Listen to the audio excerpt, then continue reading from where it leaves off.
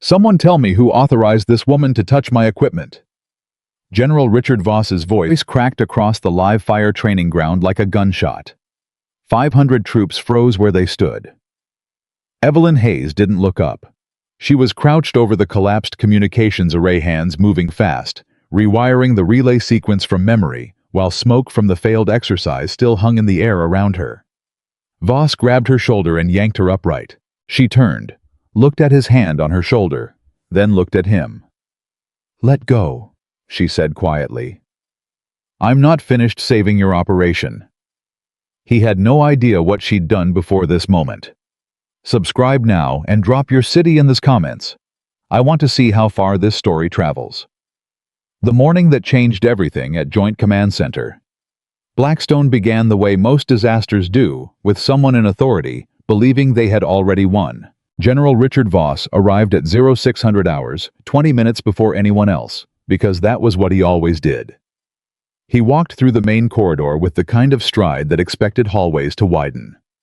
Officers pressed against the walls as he passed. Not because regulations required it, because 17 years of watching what happened to people who got in his way had made it instinct. Howe was 53 years old, 3 decades of military service. He had commanded operations on 4 continents. He had stood in rooms where decisions meant the difference between soldiers coming home in planes or coming home in boxes. His uniform told that story in medals and ribbons, and the kind of posture that only comes from surviving things most people couldn't imagine.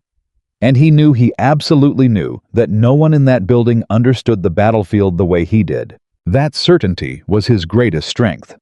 It was also the thing that was about to destroy him. The Joint Command Center itself was a machine built to make men feel powerful. Massive digital displays covered 3 full walls. Tactical overlays shifted in real time. Satellite feeds cycled through imagery from coordinates most people on Earth would never find on a map. The air was cold and controlled and smelled faintly of electronics and ambition. More than 500 officers, tactical specialists, intelligence analysts, and field commanders had been assembled for the 3-day strategic briefing preceding Operation Iron Hold, a classified overseas deployment that represented the largest coordinated joint force exercise in the region in a decade. 500 people, every one of them accomplished, every one of them aware that the next 72 hours would shape careers, and every one of them the moment General Voss walked into that command hall immediately understood the unspoken hierarchy. This was his room, his operation, his authority. He took the floor without introduction, the way someone takes a room they already own. "I'm going to say something that makes some of you uncomfortable." His voice carried the weight of a man who had never once in his adult life been asked to repeat himself. "The battlefield does not care about your degrees." He let that hang. "It does not care about your certifications. It does not care about your data models, or your algorithms, or the 17-point assessments your analysts spent 6 weeks compiling." He walked the length of the front row, his eyes moving from face to face. When everything fails, and everything always fails, eventually soldiers are what remain. Judgment is what remains. Experience is what remains. Not theories, not projections, not someone's best guess dressed up in statistics. The room nodded, collectively, instinctively, because his words sounded like truth. They sounded exactly like the kind of thing a man who had stood on actual ground under actual fire would say. Hard-earned, unassailable. But in the 3rd row, second seat from the left, one person did not nod. She was watching him the way a doctor watches a patient describe symptoms carefully, neutrally, already forming an analysis that the patient couldn't see. Her name was Commander Evelyn Hayes. No visible decorations beyond standard operations issue. A simple tactical uniform. A small tablet balanced on her knee with a stylus resting across the screen. Mid-40s. Maybe it was hard to tell because her face had that quality of someone who had learned to carry serious things without letting them show on the outside. Dark eyes. Very still. The kind of stillness that doesn't come from having nothing going on inside. The kind that comes from having learned precisely when to move and when not to. Voss noticed her in the first 30 seconds. He noticed because she was the only person in a room of 500 who wasn't giving him anything.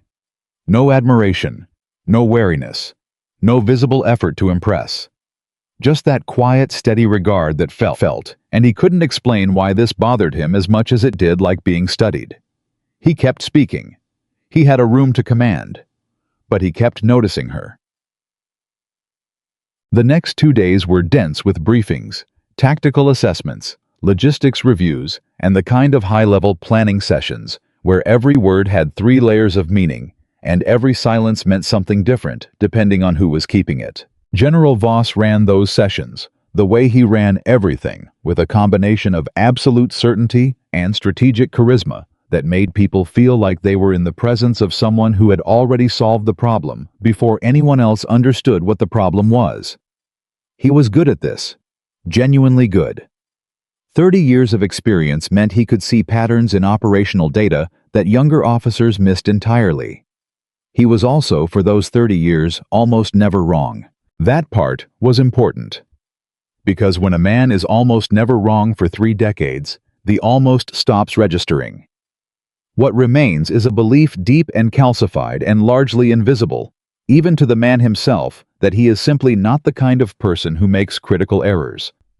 This is the most dangerous kind of confidence in any command structure, because it doesn't announce itself as arrogance. It looks to everyone, including the man carrying it, like hard-won wisdom. Commander Hayes kept watching. She participated minimally in the general sessions. She answered direct questions with precision and brevity. She volunteered nothing that hadn't been requested. And she continued to make notes on her tablet with the focused, unhurried attention of someone who already understood that she wasn't there to perform. She was there to learn something. A colonel named Hargrove, who had been at Blackstone Command for 4 years, leaned toward his seat neighbor during a break on the second afternoon. "You know who she is? Strategic analyst, I heard. Brought in for the operational review component. She hasn't said anything in 2 days. Neither have you. I've said things. Nothing that mattered. They left it there. But the observation stuck because it was accurate. Evelyn Hayes had been physically present in every session and meaningfully absent from every conversation, and the combination was beginning to generate a particular kind of quiet discomfort in the people around her. Nobody could figure out what she was doing, and nobody wanted to ask. On the afternoon of the 3rd day, General Voss ran a focused planning session on the primary insertion route for Operation Iron Hold. The room held approximately 60 of the most senior commanders and specialists assigned to the operation. He laid out the plan with characteristic authority. Clean, decisive, grounded in experience. He moved through the tactical overlay with the confidence of someone who has been right enough times that he doesn't particularly feel the need to invite debate. Questions. He said it the way people say it when they don't expect any. One hand came up. It belonged to a young officer in the second tier of the room, Lieutenant Noah Carter, 26 years old, 12 months of field experience, and the particular misfortune of being both genuinely sharp and acutely aware that everyone in the room outranked him by a significant margin. Voss clocked the hand and paused. "Lieutenant, sir." Noah stood. His voice was steady, but his jaw was tight. "I've been tracking the communication intercepts from the secondary grid, and there's a pattern in the timing. It might be nothing, but the intervals are consistent in a way that feels like it could be coordinated." He stopped. Because Voss's expression had shifted in a way that experienced officers learn to read very quickly. "A pattern." "Yes, sir." "That feels coordinated." "I know that's imprecise, sir. I can show you the raw data." "Lieutenant Carter." Voss's voice wasn't loud. It didn't need to be. "This operation has been planned using intelligence from 7 different agencies over an 8-month period. If there were a significant communication pattern suggesting coordinated threat activity, someone with significantly more experience than you would have identified it." The room was completely silent. Noah Carter nodded once and sat down, and that was when Commander Hayes spoke for the first time in 3 days. Not loudly, not dramatically, just clearly. "I'd like to see the data." 60 people turned toward her. General Voss turned toward her. The silence in the room changed quality. It went from the silence of a settled verdict to the silence of something that hadn't been decided yet. Voss's jaw tightened almost imperceptibly. "Commander Hayes." "Yes, sir."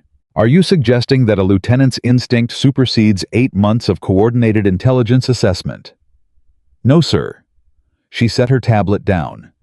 "I'm suggesting that pattern recognition in communication intercepts doesn't require seniority. It requires the correct analytical framework. And I'd like to look at his data." There was a specific kind of tension in the room now that everyone felt, but no one named. Because what she was doing was careful, technically correct, procedurally appropriate, and yet somehow it had the quality of stepping in front of something moving fast. Voss studied her for a long moment. "By all means," he said finally, and the weight in those 2 words was immense. He meant, "Go ahead, make your point. Then sit back down and stay there." Evelyn crossed to where Noah Carter was seated. He pulled up the intercept data on his system. She looked at it for 4 minutes without speaking. The room waited. People who hadn't moved in 20 minutes found reasons to shift in their chairs. Then she said, "This is a pattern. Not a question, not a hedged observation, a statement." Voss walked toward her slowly. "Commander, the intervals aren't random. They're consistent within a 7-minute cycle across 3 different frequencies. That's not ambient noise." She looked up. "Someone is maintaining synchronization. That is verifiable." She looked at him directly. "I can verify it in 40 minutes using the secondary analysis suite.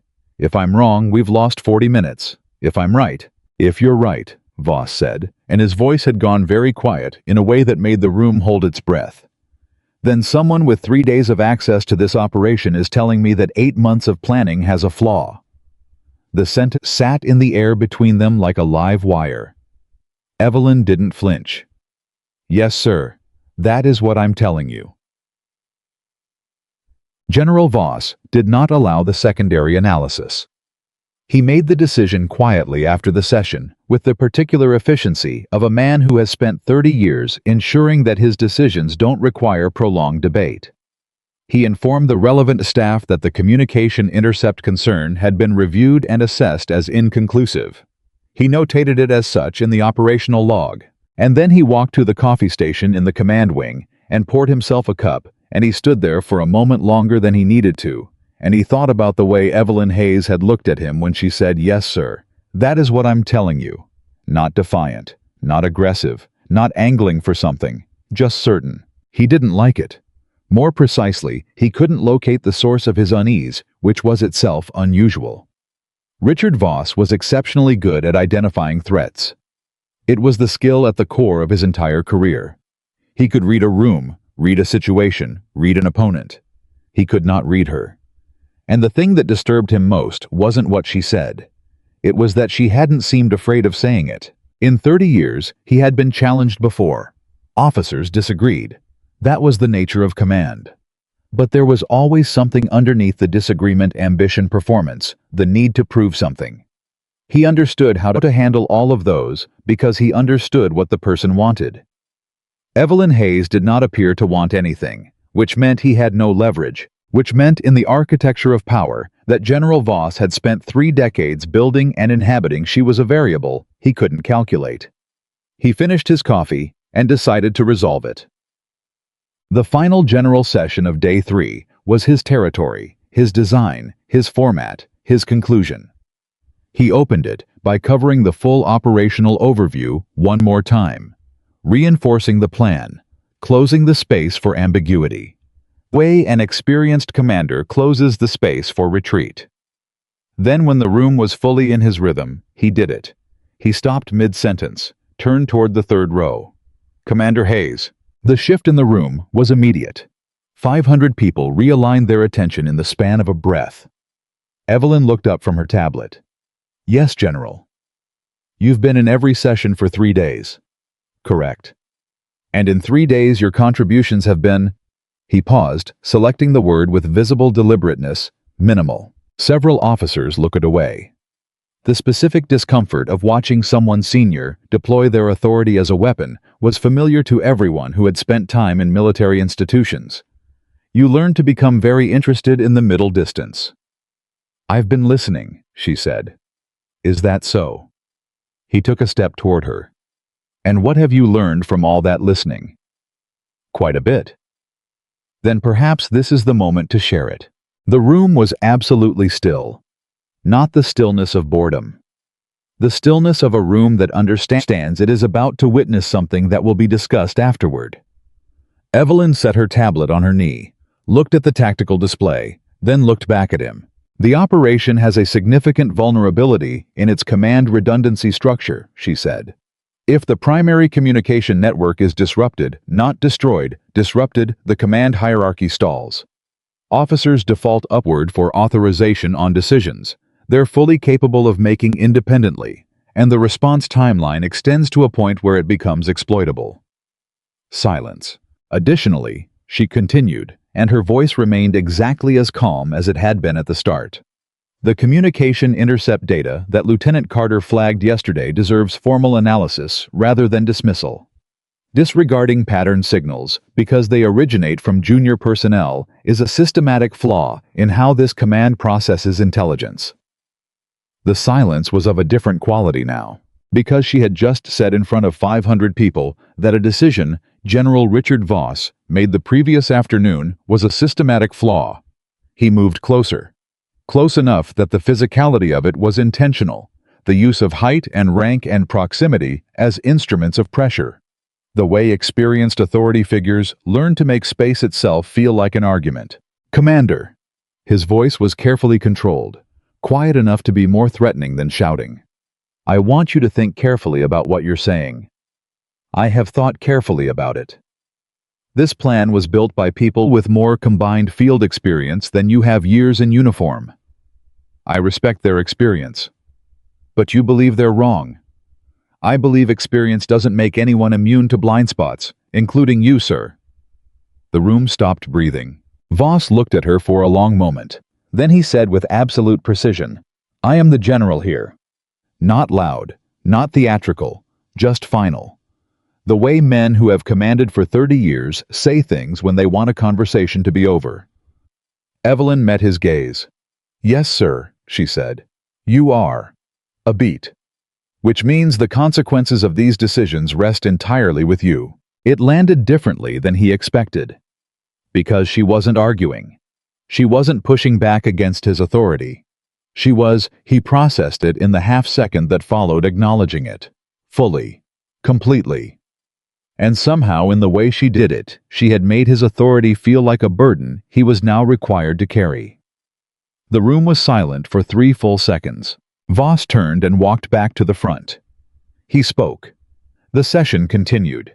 He was commanding and authoritative and experienced and all the things he had always been.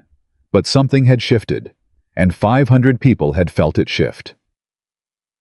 What no one at Blackstone Command knew what the room full of decorated officers and tactical specialists and combat veterans did not know was what Evelyn Hayes had done before she became a strategic analyst. The file existed, sealed, flagged at a classification level that most of the people in that room would never be cleared to access.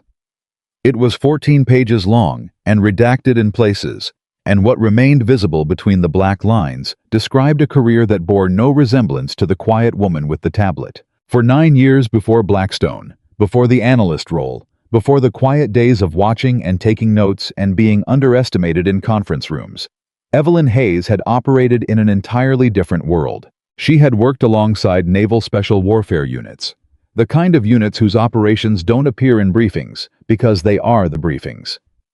The kind of work that required a person to be unremarkable in every visible dimension, while being exceptional in every dimension that mattered. She had been in places where the wrong decision didn't mean a failed exercise. She had made calls under pressure that had no margin for error, under conditions designed specifically to produce errors. She had learned things in that time that couldn't be learned in a command center. She had learned that the person who survives the hardest moments is almost never the person who was the most certain going in. She had learned that institutional authority, rank, seniority. The architecture of hierarchy was a tool that performed magnificently in stable conditions and became actively dangerous in unstable ones because it created systems that funneled decisions upward at exactly the moments when speed and distributed judgment were most critical. She had learned to recognize what she was seeing at Blackstone Command on her first day. A structure designed to look like strength, carrying a weakness that would not reveal itself until the worst possible moment. She had tried to say it carefully. She had tried to say it correctly.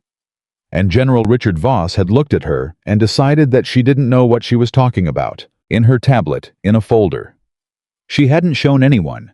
There were 47 pages of observations from 3 days of watching. Communication patterns. Decision timelines. The specific moments where junior officers had information that didn't travel upward because the structure punished the messenger. The places where the command network was in every functional sense that mattered a single point of failure, dressed as a hierarchy. She closed the tablet cover. She looked at the front of the room, where General Voss was wrapping the session with the same conviction he'd begun with, unchanged, unshaken certain. And she thought, he's going to find out, one way or another. She just hoped for the sake of the 500 people in that room, that when he did, they would survive the lesson. That night in the communications wing, Lieutenant Noah Carter found her reviewing data at a secondary terminal. He hesitated at the doorway. "Commander Hayes." She looked up. "Lieutenant." "Can I—" He stopped. Tried again. "I wanted to say something." "Then say it." He came in, stood across the terminal from her. He was younger up close than she'd registered in the briefing room, late 20s, maybe with the particular quality of someone intelligent enough to see more than they know how to handle yet. "You looked at my data." "I did." "And you said it was a pattern." "It is." He was quiet for a moment. Then, General Voss closed it down. "I know." "And you didn't—" He stopped again. "You didn't fight him on it." "Not in the session." "Why not?" She looked at him directly. "Because making a point in a room where someone has decided not to hear you isn't communication, it's performance. I'm not here to perform." Noah processed that. "Then what are you here to do?" She turned back to the terminal. "The same thing I've been doing for 3 days." He waited. She didn't elaborate. "Ma'am." "Your analysis was correct, Lieutenant. Keep the file active. Update it if you see new intervals." He stood there for another moment, trying to read something in her that wasn't available for reading. "Why does it feel like you already know what's going to happen?" Evelyn didn't answer immediately. She pulled up the primary operational schematic on her terminal. The clean, authoritative network of the command structure. The lines of authority that ran from General Voss outward to every team, every unit, every point of coordination in the exercise. She looked at it the way you look at something you have seen before, in a different form, in a different place, a long time ago. "Because I've seen what happens," she said, "when a system believes it's stronger than it is." She didn't say anything else. And Noah Carter left that room understanding, without being able to explain how he understood it, that the next 48 hours were going to teach everyone at Blackstone Command something they hadn't planned to learn. General Voss in his quarters that evening reviewed the operational log one final time. Everything was in order. The plan was solid, tested, built on 3 decades of real knowledge by real professionals. He thought briefly about the conversation in the briefing hall, about the way she had looked at him, calm, precise, not quite respectful, not quite insubordinate, something in between that he still couldn't name. "The consequences rest entirely with you." He put it aside. He had heard harder challenges from harder people. He turned off the light and told himself that tomorrow would go exactly as planned. He was wrong. And somewhere in the communications wing, a junior lieutenant was watching a pattern repeat itself in the intercept data, updating a file and sending a copy quietly to a sealed terminal that only one person at Blackstone Command had access to. The woman in the 3rd row. The one who had been waiting for 3 days. The one who already knew. The morning after this briefing session, General Voss arrived at Yo 600 the same way he always did. Same stride, same certainty, same 20 minutes before anyone else. But the room he walked into was not quite the same room he had left. Something had shifted in the night. Not in the equipment, not in the operational plans, Not in anything visible or measurable. It was in the people. In the way a few officers glanced at each other when Voss passed. In the way Lieutenant Noah Carter sat down at his terminal and pulled up his intercept files without looking at anyone, with the quiet focus of someone who had made a private decision and was keeping it to himself. In the way. Commander Evelyn Hayes was already at her station tablet in hand and did not look up when the general entered. That last detail registered somewhere in Voss's awareness, and he let it pass. He had an operation to run. 3 days of briefings had concluded. Today was the transition from planning to execution, the phase where the layers of theory either held or they didn't.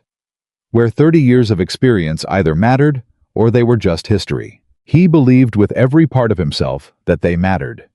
He was still believing it when Colonel Sandra Raines, his chief of staff, appeared at his elbow with a look on her face that she was working hard to keep neutral. "General, a moment." He turned. Sandra Raines was not a woman who required a moment unnecessarily. She had served beside him for 11 years, and she was in his estimation the most operationally rigorous staff officer he had ever worked with. When she looked like she was working hard to keep her face neutral, it meant something. "What is it?" The secondary analysis suite ran an automated scan overnight. She paused. The communication intercept data from the secondary grid Lieutenant Carter's file it flagged. The air between them changed. Flagged how? The system identified a recurring interval pattern across 3 frequencies. Consistent. Non-random. She kept her voice flat and professional.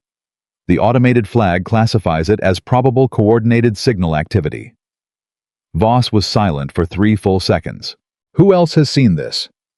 The automated report went to the duty officer at 0400. He logged it. "It will be in the morning review packet." Which means it will be in front of every senior staff member within the hour. Sandra looked at him directly. "General, the pattern Commander Hayes described in yesterday's session, the system is corroborating it." Voss said nothing, because there was a specific quality of silence that high-ranking officers develop over decades, the ability to not react visibly to information that is in fact landing with significant force. He deployed it now. His face remained steady. His posture didn't shift. But inside the architecture of his thinking, something cracked. Not broke. Cracked. The hairline kind that a structural engineer recognizes as the beginning of something even when the surface still looks intact. "I'll review it in the morning packet," he said. "Same as everyone else." Sandra nodded once and left. He stood there alone for a moment, just a moment, and he thought about Evelyn Hayes, sitting in the 3rd row, watching him with that steady evaluating patience, saying the consequences rest entirely with you. He picked up his coffee. He went to work. The morning review session was 62 people, and every one of them had read the automated flag before they walked in. Voss could feel it. The specific quality of a room where everyone knows something and is waiting to see how the person at the front of the room handles knowing it too. He had sat in rooms like that before on both sides of the dynamic, and he understood exactly what was happening. He opened the session without acknowledging the flag. He covered the transition timeline. He reviewed the insertion route. He walked through the command chain structure with the same precision and authority he always brought. He was excellent at this, genuinely, unquestionably excellent, and the room followed him because that was what it did. And then Major Dennis Cho, one of his senior tactical officers, raised his hand. "General?" "Cho. The overnight flag on the intercept data has been noted. Matches the pattern that Commander Hayes raised in yesterday's session." The room did something interesting. It didn't respond visibly. Not a sound, not a movement. But the quality of the attention sharpened to a point that was almost physical. Voss looked at Cho. The automated system flagged a low-probability signal anomaly. "It's in the review queue." "Sir, with respect, a low-probability flag on a 3-frequency synchronized interval during the pre-execution window of an operation." "Thank you, Major." Cho stopped. That was the full weight of Voss's authority in 2 words. It wasn't cruel. It wasn't angry. It was simply final. The conversation was over, because the person with the rank said it was over, and everyone in the room knew the grammar of that exchange. Cho sat back. And in the second row, Commander Hayes looked down at her tablet. She made a note. 3 words. He did it again. What happened next did not happen in any briefing room or command session. It happened in a corridor. Evelyn was walking from the analysis suite to the main operations wing when a woman she hadn't spoken to stepped out of a side office and said her name. Commander Hayes. She stopped. The woman was Captain Miriam Torres. Tactical intelligence. 12 years of service, 8 of them in field operations, the last 4 at Blackstone Command. She was the kind of officer who had learned to be strategically invisible in the presence of people like Voss. Competent enough to do her job exceptionally well, and careful enough to ensure nobody senior noticed the full extent of what she was capable of. Evelyn knew the type. She had been the type once, before she stopped hiding. Captain Torres. Miriam glanced down the corridor. Both directions. Then she looked at Evelyn. Yesterday in the session. What you said about the command redundancy structure. Yes? You're right. Evelyn waited. I wrote a report on it, 8 months ago. Miriam's jaw tightened slightly. Before the operational planning phase. I flagged the single-point dependency in the primary communication network. I included 3 scenarios in which a targeted disruption, not a full systems failure. A targeted disruption would stall the command hierarchy for a response window long enough to be militarily exploited. Evelyn felt something settle in her chest. The particular feeling of a piece of information landing exactly where you expected it. What happened to the report? It was reviewed by General Voss's staff. She paused. It came back with a note. Classified as theoretical overanalysis. Filed. Filed where? Where reports go when someone decides they don't want to be inconvenienced by them. The 2 women looked at each other in the corridor. Why are you telling me this now? Evelyn asked. Miriam was quiet for a moment. Then, because you said it out loud, in front of 500 people, and you didn't flinch when he pushed back.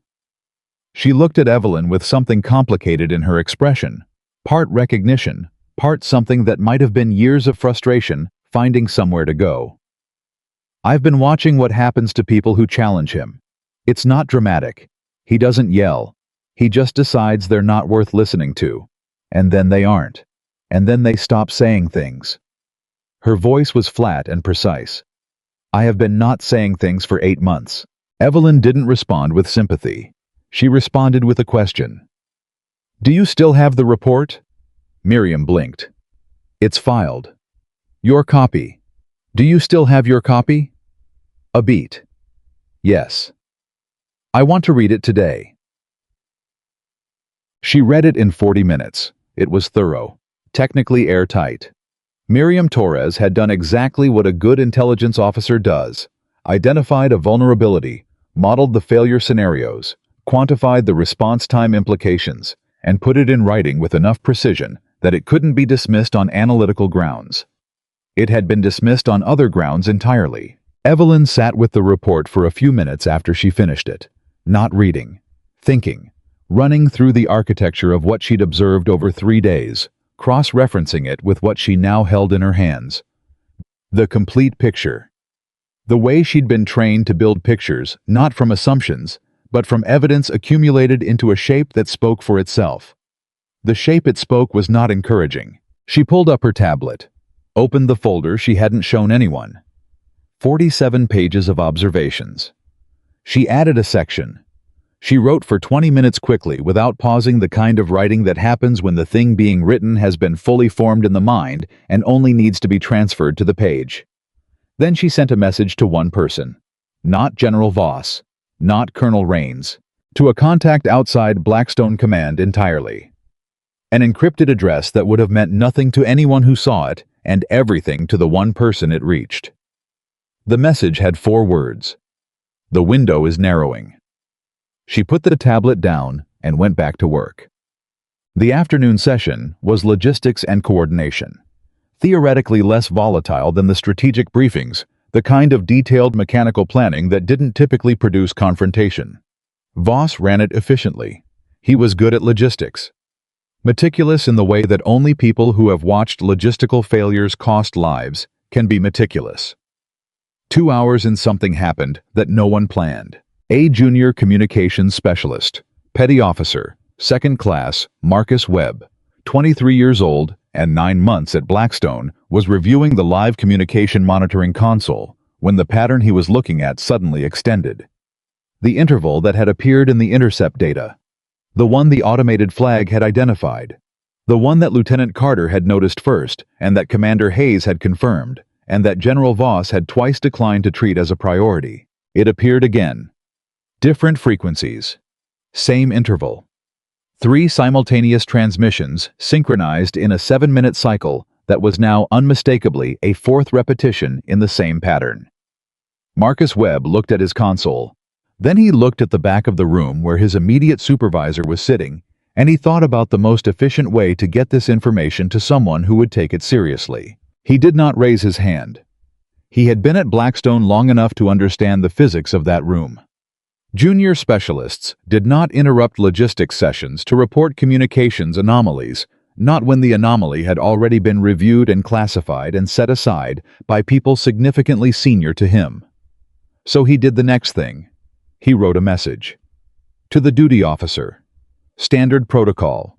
Logged, time-stamped, properly routed through the correct administrative channel. It would be reviewed in the next duty cycle, in 4 hours.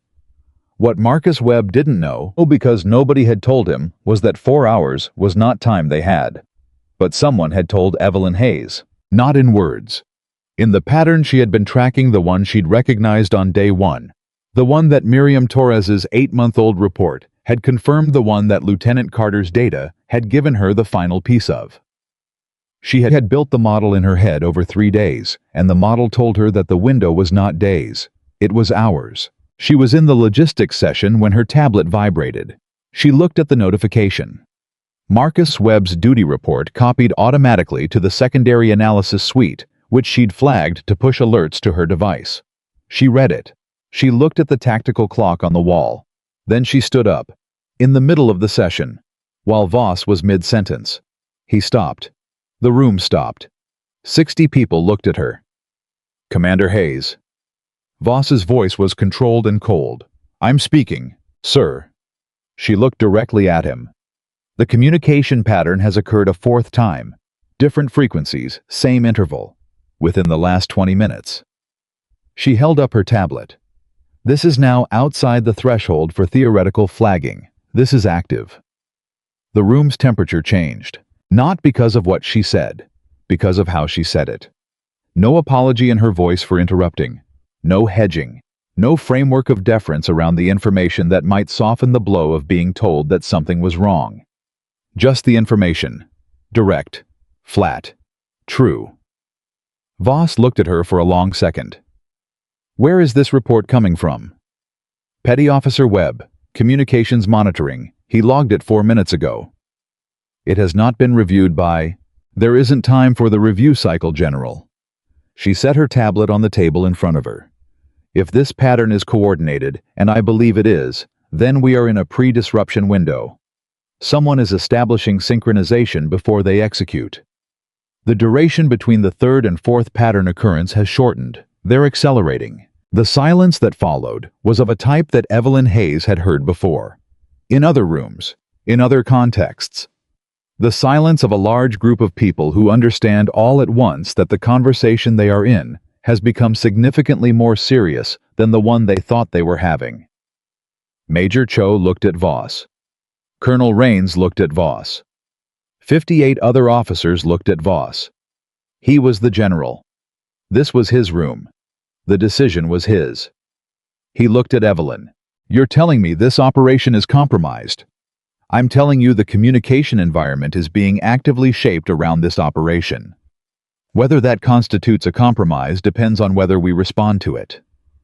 On your assessment. On the data. She held his gaze, which I have been telling you about for 3 days. The last sentence was not a reprimand. It was not delivered with anger or satisfaction, or any quality of having been proven right.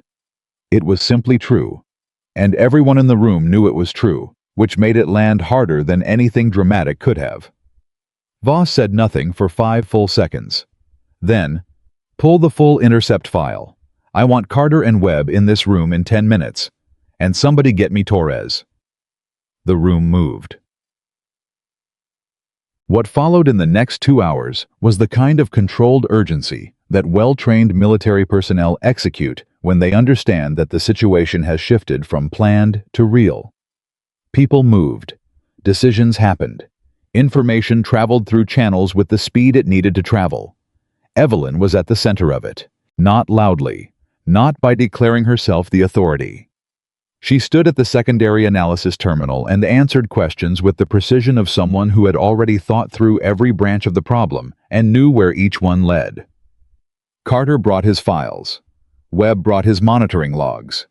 Torres brought her 8-month-old report printed from her personal backup and set it on the table without comment. When Voss looked at the report and then at Torres, something passed across his face that was too fast to fully read. This was written 8 months ago. Yes, sir. And filed. Torres met his eyes. Yes, sir. He didn't say anything else. He turned back to the analysis terminal and kept working. The pattern, once they had all the data in one place, was unambiguous. Someone had been running systematic communications across the monitoring perimeter for at least 72 hours. The pattern was consistent with pre-operation signal establishment, the kind of structured communication architecture that you build before you need to use it, before you execute whatever you've been planning. They're mapping our response architecture, Evelyn said. They want to know where our communication nodes are, how fast we reroute where the delays live. This is reconnaissance, not the operation itself. How much time do we have? Voss asked. She looked at the timing data. Before they have what they need, I don't know. Could be 6 hours, could be 2. Best case. I don't do best case general. I do most likely and least favorable. Most likely they accelerate within the next few hours. Least favorable. She paused.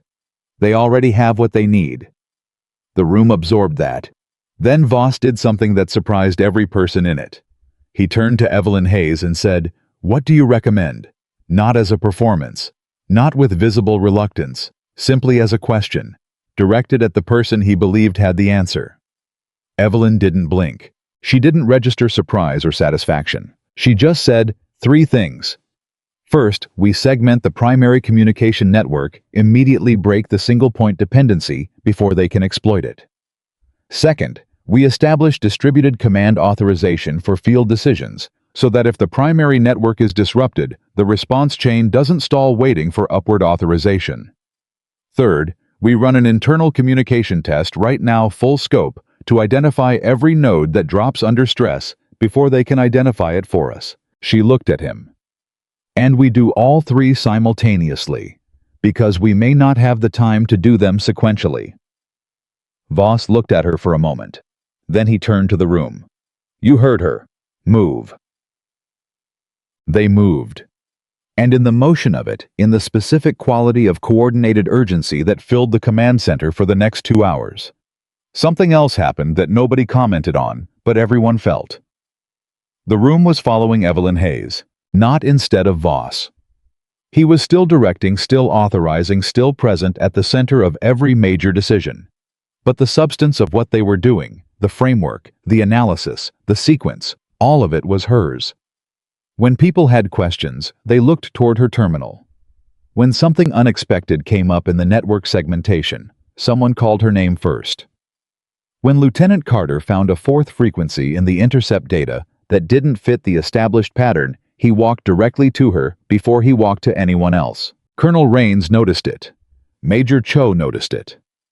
Marcus Webb, running diagnostics on the communications monitoring console, noticed it, and then looked at his supervisor with a look that said something without words. General Voss noticed it too. He didn't stop it. He kept working. He kept commanding. And somewhere in the back of the architecture of his thinking, in the part that was not pride or history, or 30 years of identity, built on being the person who was right, he was doing something he had not done in a very long time. He was listening. Not because he had decided to be generous. Not because he had been convinced by argument or moved by the appeal to authority or the weight of someone's record. Because the data was there. The pattern was real. The woman in the third row had seen it on day one, had said. It clearly had repeated it when he pushed back, had stood in front of 500 people and said it again when he tried to close it down. And she had been right.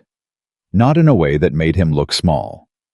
In a way that if he was honest with himself, and Richard Voss, for all his faults, had always valued honesty with himself, made the stakes feel larger than his ego. One operation was in play. Real personnel, real consequences. And someone he had underestimated had been the only person in the room who saw what was coming. That was not, he realized, a small thing. He wasn't ready to say it yet. Not in the room, not with everyone watching. But he filed it. In the part of himself where real lessons live. At 8:47 hours, the first network segmentation test ran. 43% of the communication nodes experienced a response delay beyond acceptable parameters. Evelyn looked at the results and nodded once quietly to herself. Not with satisfaction, with the specific recognition of someone who has been waiting for a system to show its weakness, and is not surprised when it does, only focused on what comes next. Here, she said, and pulled up the node map on the central display. She began marking failure points. Her voice was steady and direct, moving through the technical sequence with a fluency that was noticeable, not because she performed it, but because she didn't have to think before she spoke. The knowledge was simply present, available, organized. Major Cho was taking notes.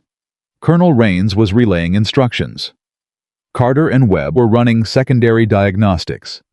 Torres was cross-referencing the node failure points with her 8-month-old vulnerability model. She called this, Torres said quietly, not to anyone in particular, just to the air. She called all of it, Cho replied. They kept working, and Lieutenant Noah Carter, running his diagnostics at the station beside Marcus Webb's, paused for a moment and looked across the room at Evelyn Hayes, at the woman he'd first seen 3 days ago sitting quietly in the third row, not reacting to anything, just watching. And at the woman, he now understood he had been completely wrong about the way you can be wrong about a still river before you understand the depth of the current moving through it, and he thought about what she had said to him in the communications wing the night before. I've seen what happens when a system believes it's stronger than it is. He hadn't understood it fully then. He understood it now. He turned back to his screen and kept working because there was still a great deal left to do, and because somewhere in the back of the room, General Richard Voss was beginning to understand it too, and that understanding was going to cost someone something before the night was over. The network segmentation work ran past midnight. Nobody went to sleep. That was the first sign that something fundamental had changed in the command center. Not the equipment, not the operational timeline, not the rank structure printed on anyone's badge. What changed was the thing underneath all of that. The assumption. The invisible agreement that had governed every session, every exchange, every carefully navigated silence for 3 days. The assumption that Richard Voss already had all the answers. It was gone now. Not dramatically. Not with a confrontation or a moment of formal concession. Just gone. The way a low-grade fever breaks in the night, and you wake up knowing something is different before you can name what it is. The people in that command center had stopped performing certainty they didn't feel.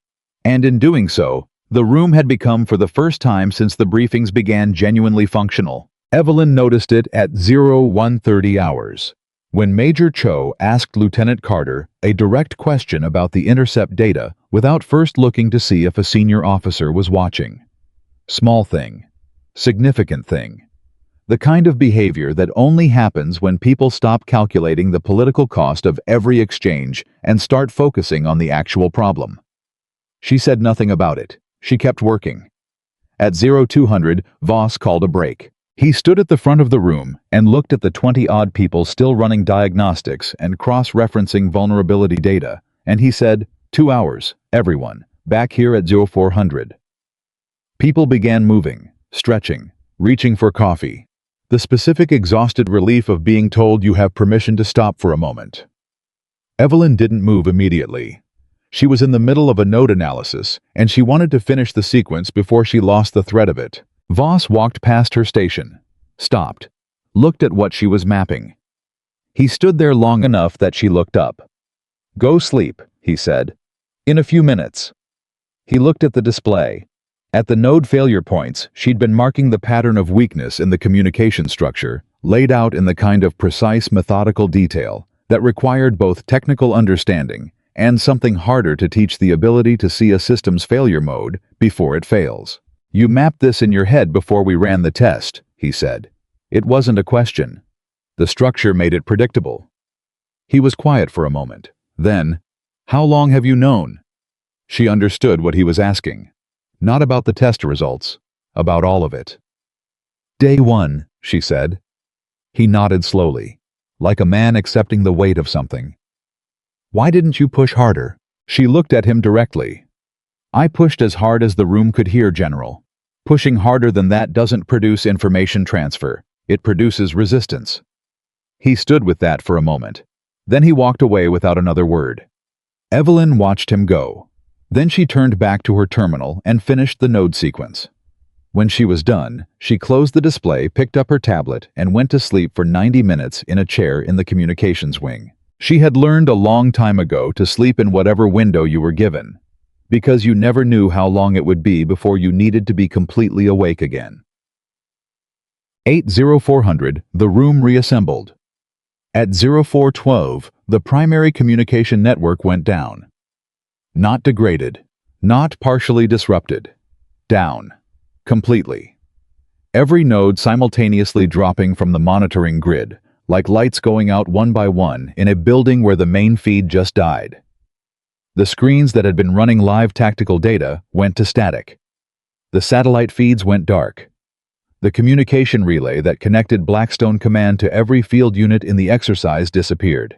For approximately 4 seconds, nobody moved. Then the room erupted. Primary network failure. Get me status on the backup relay. Satellite feed is gone, all channels. Who authorized a test sequence?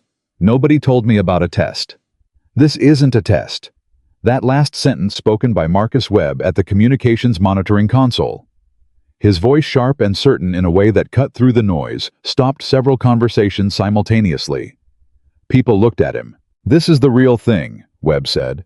He was 23 years old, and he sounded like someone twice that.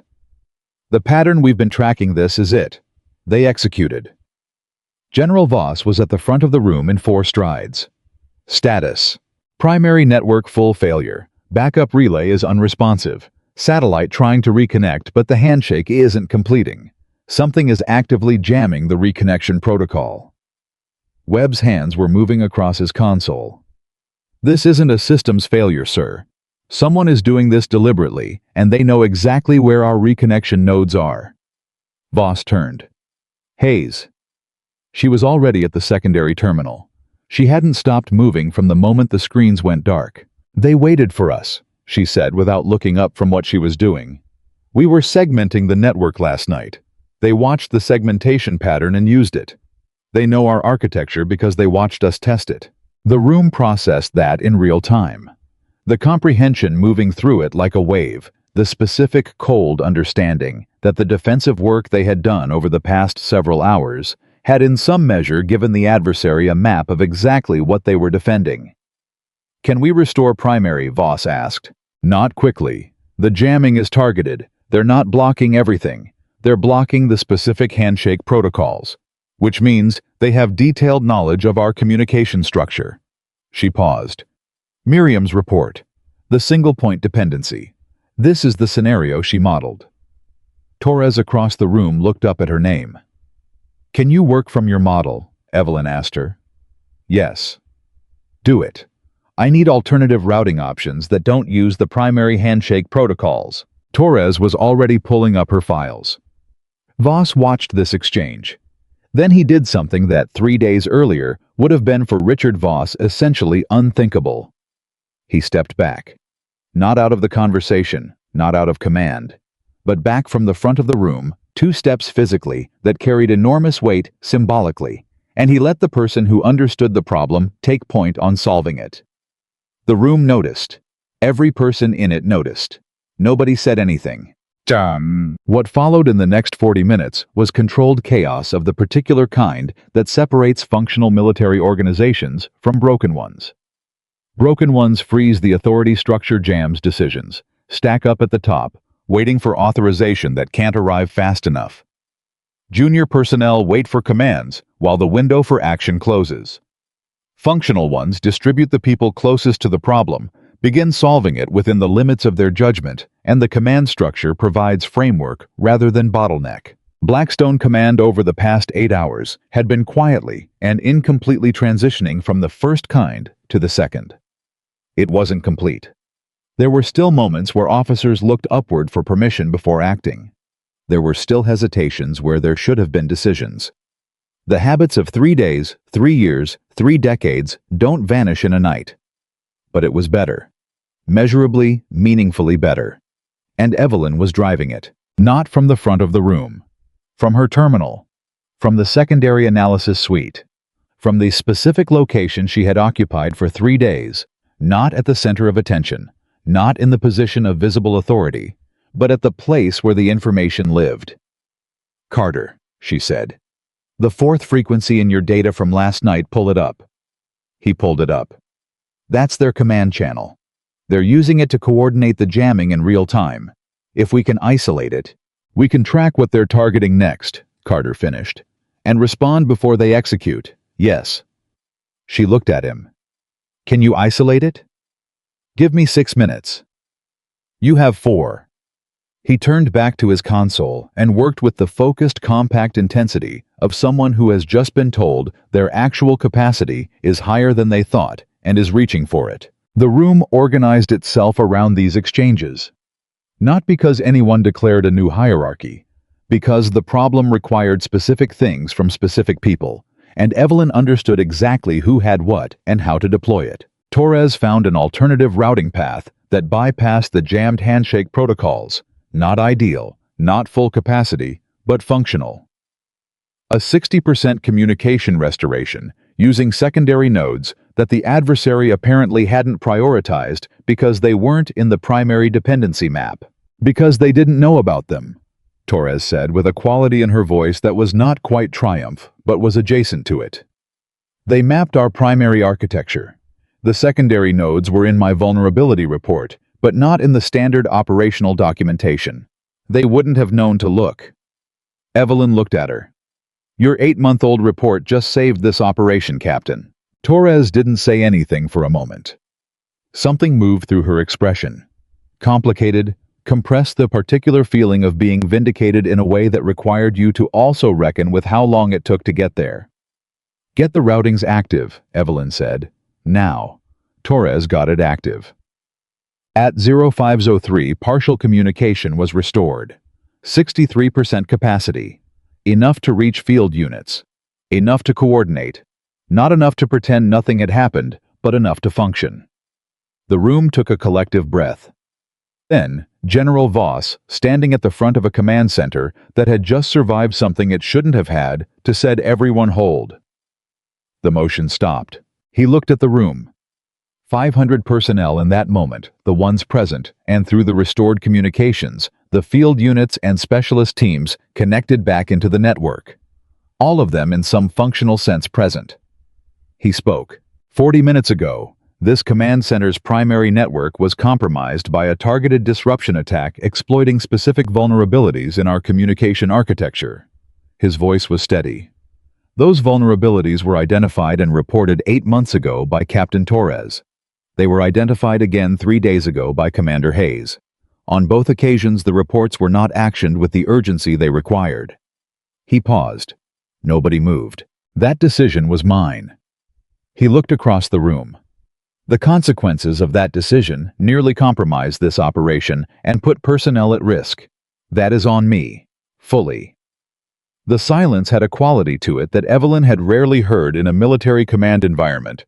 The specific quality of a large group of people watching something unexpected and not yet knowing how to receive it. Voss continued. What allowed this command center to recover was not the plan we built over 8 months. It was the analysis and the judgment of people not listened to when I should have. He looked toward Evelyn's station. Commander Hayes, Captain Torres, Lieutenant Carter, Petty Officer Webb. He named each one. What you did tonight is what this operation should have looked like from the beginning. He stopped speaking. The room stayed quiet for a moment longer. Then Major Cho started a slow, deliberate nod that turned somehow into the beginning of something larger. A recognition, a collective exhale, a room full of people who had held something tightly for 3 days and were now cautiously releasing it. At 0520, the situation shifted again. Carter's voice cut through the recovering room. Commander Hayes. Something in his tone precise, controlled, carrying that specific frequency of urgency that well-trained personnel develop for moments when they need to convey seriousness without inducing panic, made Evelyn cross to him immediately. Talk to me. The fourth frequency. I isolated it. He turned his screen toward her. They haven't stopped. She looked at the data. The jamming was Phase 1, Carter said. They're moving into Phase 2. Whatever Phase 1 was designed to obscure, they're executing it now. Evelyn read the data. Fast, clean. The kind of reading that doesn't require hesitation, because the analytical framework is already built, and the new information just needs to be placed within it. She turned immediately. General. Voss looked up. The communication disruption was a setup. They used the jamming window to move something. We need to know what. She was already walking back to her terminal. Carter, I need you tracking every signal on that fourth frequency for the next 10 minutes. Every burst, every interval, every silence. Log it all. Yes, ma'am. Torres, can your alternative routing carry a full monitoring expansion? At 63% marginally. Expand it as far as it will go. I need eyes on everything the primary network couldn't see while it was down. Webb was already running the expansion before she finished the sentence. Voss appeared at her elbow, not giving orders, watching, learning. What are they doing? He asked, using the window they created. She didn't look up from her terminal. The jamming bought them approximately 40 minutes of reduced visibility.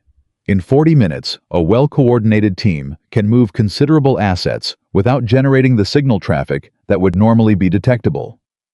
She pulled up the gap in the monitoring record. The 40-minute hole in the surveillance data displayed as a clean black space in the timeline. Whatever is in that gap, that's what this was actually about. Voss stared at the black space in the timeline. They planned this from the beginning, he said. Not a question. Before we arrived at Blackstone, she said. The signal pattern Carter identified 3 days ago, that was them establishing the architecture for this. They were ready before we started briefing. He took that in slowly. Which means they knew we were coming, or they knew the operation was coming and prepared for whoever would be running it. She looked at him then directly, without softness, without unnecessary cushioning. The communication vulnerability was public knowledge to anyone who read the technical documentation for this command center's network. It didn't require a breach. It required someone paying attention. Someone like Captain Torres, whose report had been filed and forgotten. Someone like Evelyn Hayes, who had spotted it on day 1. Someone on the other side who, unlike the people inside this building, hadn't been told to stop paying attention. Voss held her gaze for a moment. Then he turned back to the room. What do we do? For the next hour, they rebuilt the surveillance picture. Piece by piece, using the word 63% capacity and the alternative routing. Torres had established, they began to recover the data from the 40-minute gap. It wasn't clean. It was fragmented, partial, reconstructed from secondary sources and indirect indicators. The way you reconstruct something broken carefully, without forcing the pieces to fit, accepting the gaps where the gaps existed. Evelyn worked through it with the methodical patience of someone who has spent years learning that incomplete information is not the same as no information. You work with what you have. You name what you don't know. You make decisions calibrated to your actual level of certainty rather than the level you wish you had. At 0622, the picture came together. There, Carter said. He had been tracking the fourth frequency for an hour and 40 minutes without looking up. His voice was steady, but there was an edge underneath it, the particular frequency of someone who has been focused intensely and has just found what they were looking for. Signal burst at 0441, 14 seconds. Encrypted, but the carrier signature... He stopped, ran a check. The carrier signature matches a pattern in the pre-operation monitoring data. He looked up. This isn't external, this is internal. The room went very still. Evelyn turned slowly. Say that again, Lieutenant. The signal that coordinated the Phase 2 move, the carrier signature matches activity from inside this facility's monitoring perimeter. He held her gaze. Someone in this building sent that burst. The silence that followed was of a completely different quality than anything the room had produced over the previous 3 days. It was the silence of people recalculating everything they thought they understood, running back through 3 days of sessions and exchanges and access and presence, asking themselves the question that nobody in that room wanted to ask. Voss stood absolutely still. Colonel Rains looked at the data on Carter's screen and then looked at Voss, and the exchange between them contained entire sentences that neither of them spoke aloud. Narrow the source, Evelyn said. Her voice was even, controlled. The kind of controlled that is not calm, but is built on top of something that needs containing. Carter Webb. I need a facility-wide communication audit. Every device, every terminal, every personal system that could have generated that carrier signature. Start now. Ma'am? Webb was already moving, and until we know the source. She looked at Voss. Primary communication should be restricted to verified terminals only. No personal devices. No unmonitored channels. Voss nodded, one sharp, clean nod. Do it, he said to the room. People moved, and in the motion of it, in the urgency and the focus and the particular intensity of a command center that has just discovered the threat was closer than anyone thought. Something else moved too. Something quieter. An understanding traveling from person to person without being spoken. The way understanding moves through a room when the thing that needs to be understood is too significant for words to carry on their own. The woman in the third row. The analyst nobody knew. The quiet presence with the tablet and the steady eyes who had been dismissed and sidelined and talked over for 3 days. She had been right about the vulnerability. She had been right about the pattern. She had been right about the window. And now she was the one standing at the center of the recovery, moving with the fluency and authority of someone who had been in rooms like this before. Not rooms like this, literally not command centers and strategic briefings, but rooms like this essentially. Rooms where everything was failing and a decision needed to be made, and the question was simply who was capable of making it. That question had been answered.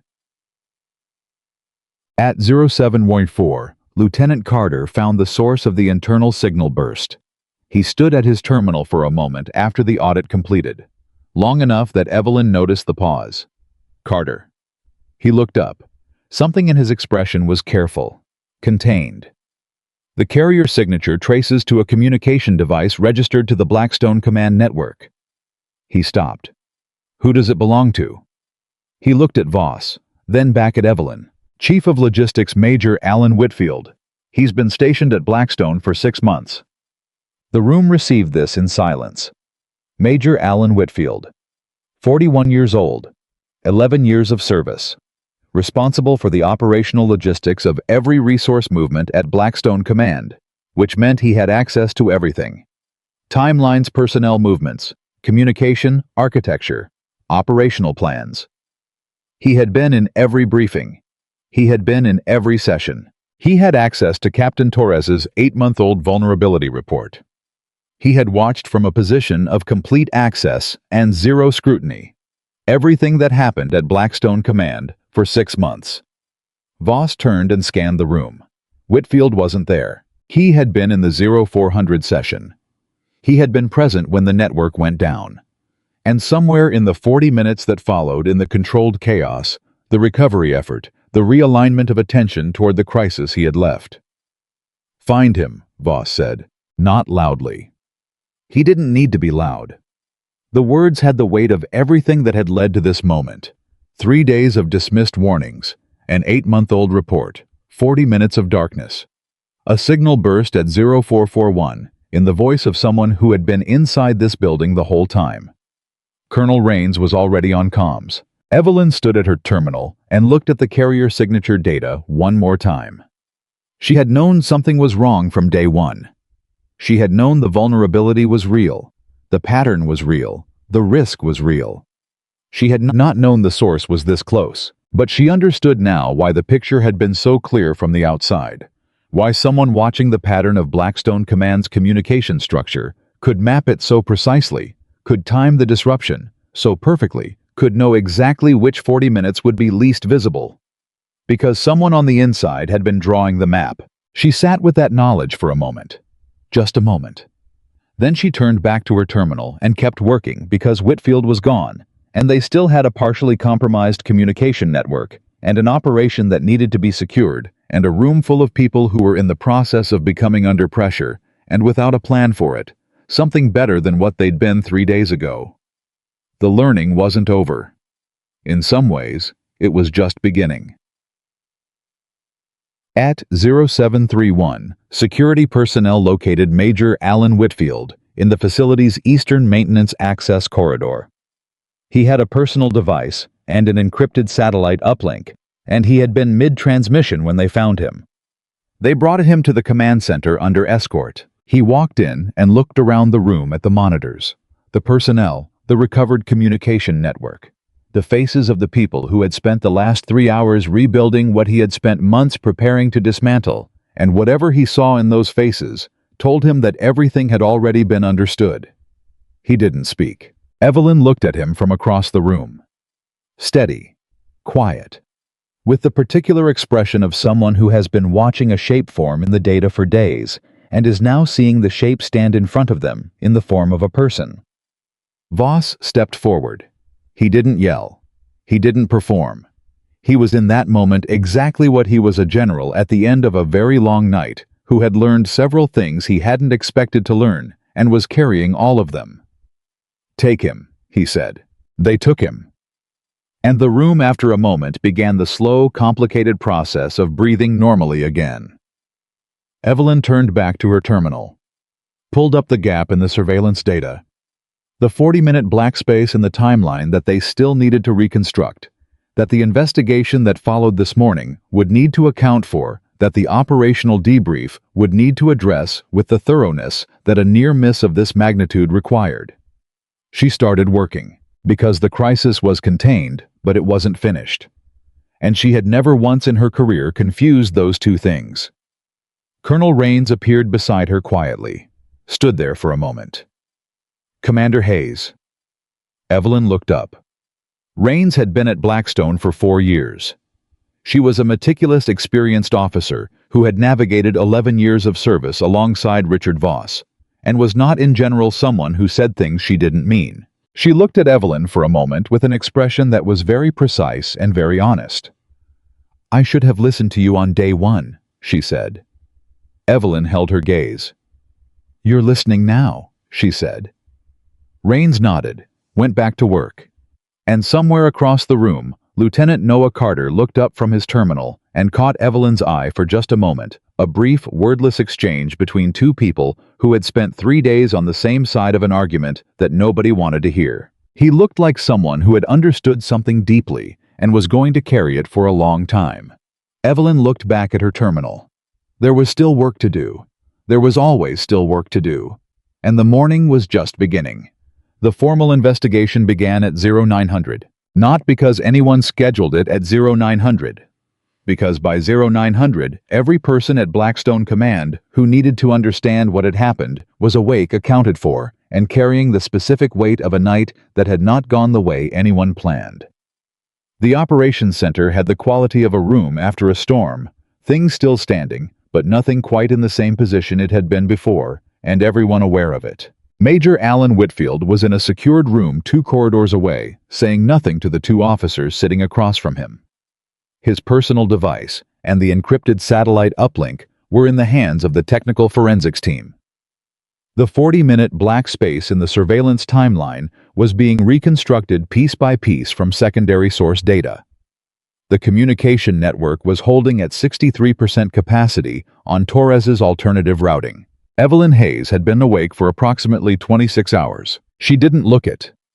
That was the thing that Major Cho noticed when he walked past her station at 0847, that she didn't look like someone who had been awake for 26 hours and had spent the last 3 of them managing a compromised command center through an active intelligence breach. She looked like someone doing the next thing that needed to be done. Focused. Present. Without the performance of either exhaustion or energy that most people wear when they're running on empty and need others to know it. Cho had been in the military for 19 years.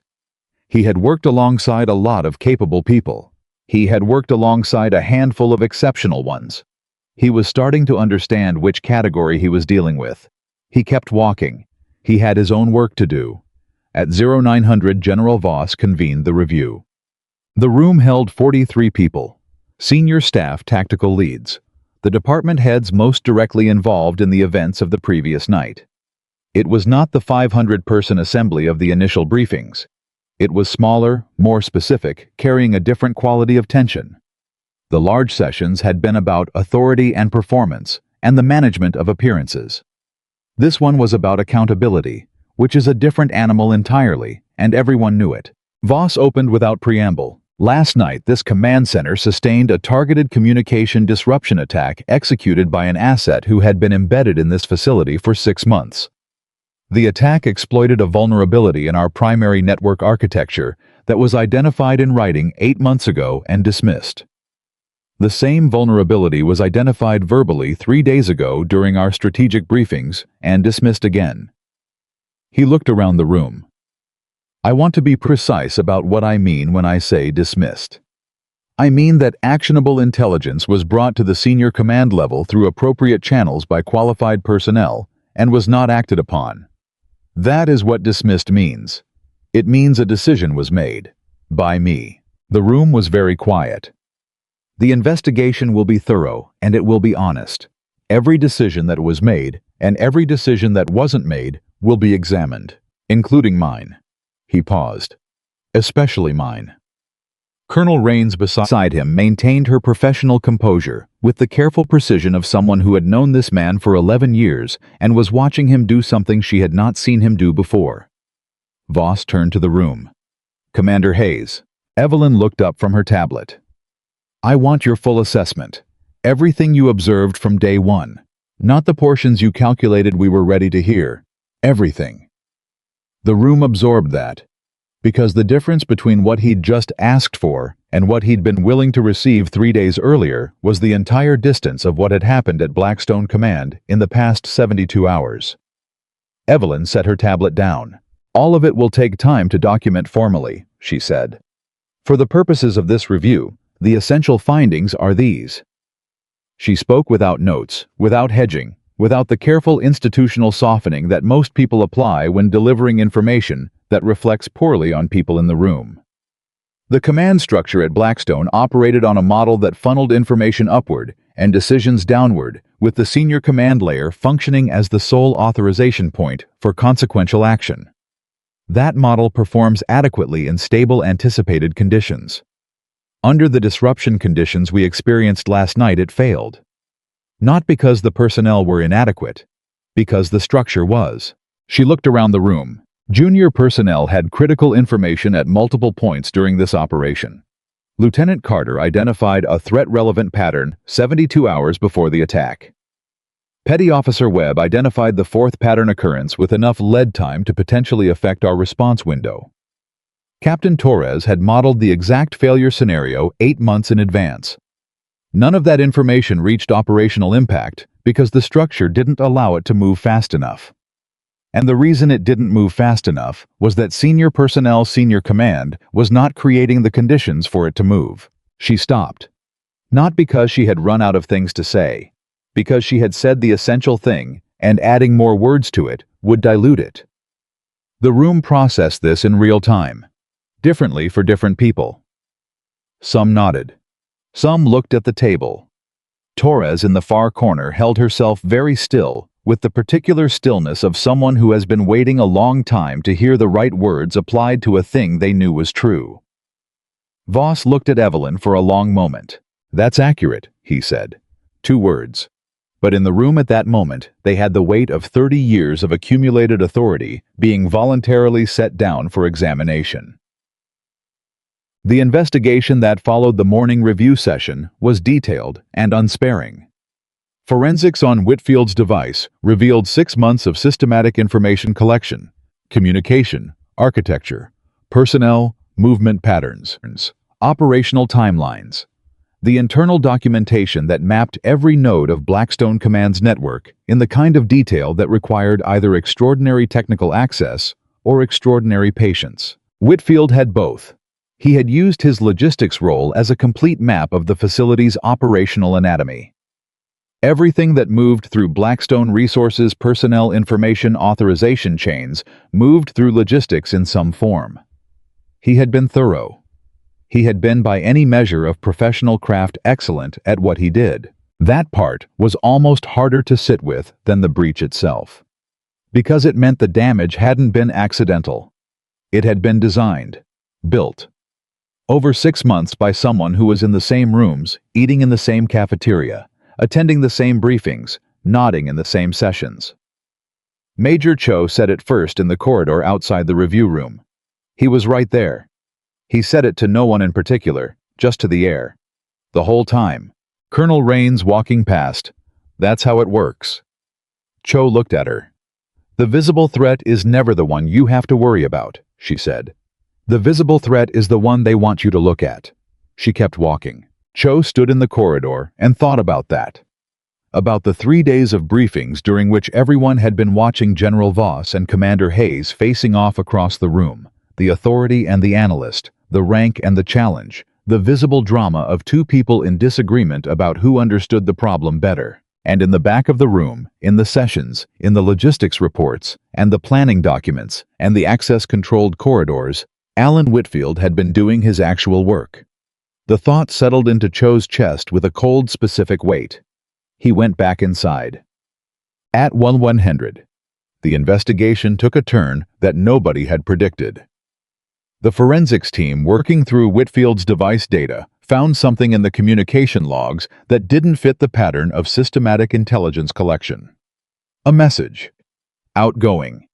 Sent 36 hours before the attack, before the network segmentation work, before Carter's fourth frequency, before any of the previous night's events.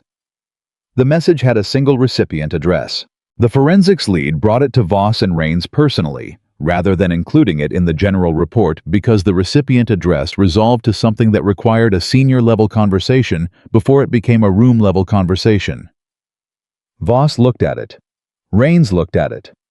Neither of them spoke for a moment. Then Voss said, "Get Hayes." Rains went and got her. Evelyn came in, read the address, and sat with it for a moment.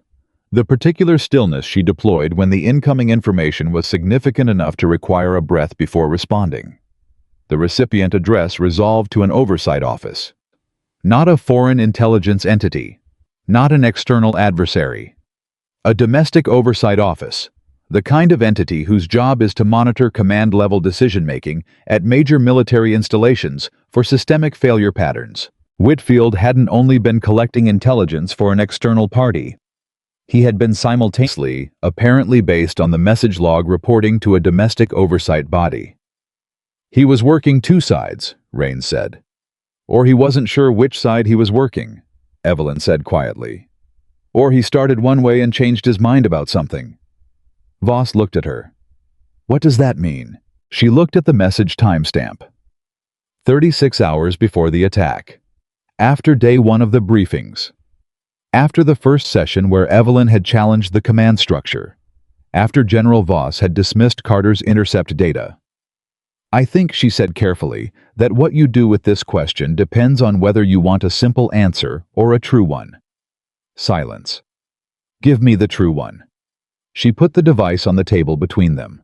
The oversight report he filed 36 hours ago documents exactly what I observed on day 1. Command structure suppressing junior-level intelligence. Senior authority dismissing pattern data. Systemic failure in how this command processes threat signals from below. She looked at Voss steadily. He saw the same problems I saw, and he reported them to the right place through the wrong method at a point when he was already compromised by his other relationship. She paused. Which means the problems he reported were real, regardless of who he was when he reported them. Voss sat with that. Because it was one of the harder things a person in authority can sit with, the knowledge that someone who betrayed you was also in some partial and complicated way telling a truth that deserved to be told. The oversight report, he said. Does it go forward? It was already sent, Rains said. The moment it left his device, it was received, which meant Blackstone Command was already under review. Not because they had failed last night, because an embedded asset had accurately documented their systemic failures and filed a report with a body whose job was to take those failures seriously. Voss looked at the ceiling for a moment, the particular expression of a man taking inventory of everything he was going to have to answer for. Then he looked back at the table. Good, he said. Both Rains and Evelyn looked at him. I mean that, he said. If that report is accurate, and I think we all understand that it is, then it should be reviewed. That's what oversight is for. His voice was flat and clear. I'm not going to spend whatever time I have left in this chair trying to manage the consequences of things I did wrong. I'm going to spend it making sure they get fixed. The room was very quiet for a moment. Then Rains said, That's going to be a significant debrief. I know. They'll look at everything. Good, he said again. And he meant it the same way both times. The rest of the morning moved fast. The Whitfield investigation generated more questions than it answered, which was what investigations into compromised assets almost always did, because the nature of that kind of betrayal was that it infected everything adjacent to it. Every conversation, every decision, every moment of access now had to be examined for contamination, for influence, for the invisible fingerprints of someone who had been watching and shaping from the inside. It was exhausting work, the kind that required holding a great deal of uncertainty without collapsing it prematurely into a conclusion that felt cleaner than the reality actually was. Evelyn was good at that. She had done it before in different rooms, under different pressures with higher stakes. She moved through the data with the same methodical patience she had brought to everything else working the problem in front of her, rather than the problem she wished she had. At 12:30, she found something. She found it in the communication log analysis, in the section covering the 40-minute disruption window, the gap in the surveillance data that they had been reconstructing piece by piece from secondary sources. They had recovered most of it. The picture was incomplete but functional, and in the portion that remained unclear in a specific 4-minute window within the larger 40-minute gap, there was an anomaly. A signal pattern that didn't match anything in Whitfield's documented activity and didn't match the external adversary's established frequency patterns. It was something else. She stared at it for a long moment. Then she pulled up Carter. Lieutenant? He was there in 30 seconds. She showed him the anomaly. He looked at it, ran a carrier analysis, looked at it again. That's not the same source as the primary attack architecture, he said. No. And it's not Whitfield's device signature. No. He looked at her. Then what is it? She was quiet for a moment. Running through the roster of people with access to the facility's communication systems during the disruption window. The people who had been in the command center. The people who had been in adjacent corridors. The people with the technical capacity to generate that specific signal pattern. The list was not long. It was in fact shorter than she wanted it to be. I need the facility access logs, she said. Complete, for the 40-minute window. Carter pulled them. She went through them with the focus of someone who is not looking for what they want to find. Who has learned the hard way that the most important discipline in any intelligence assessment is the willingness to follow the evidence to wherever it actually goes, even when the destination is inconvenient. She found it at 12:47, and she sat with it for exactly 90 seconds before she went to Colonel Rains. Rains read the access log and the signal anomaly data in silence. She read it twice. Then she looked up at Evelyn with an expression that was very controlled and very specific. The expression of someone who has just been handed information they would have preferred not to receive. You're sure, Rains said. The carrier signature matches a facility-registered device assigned to this individual.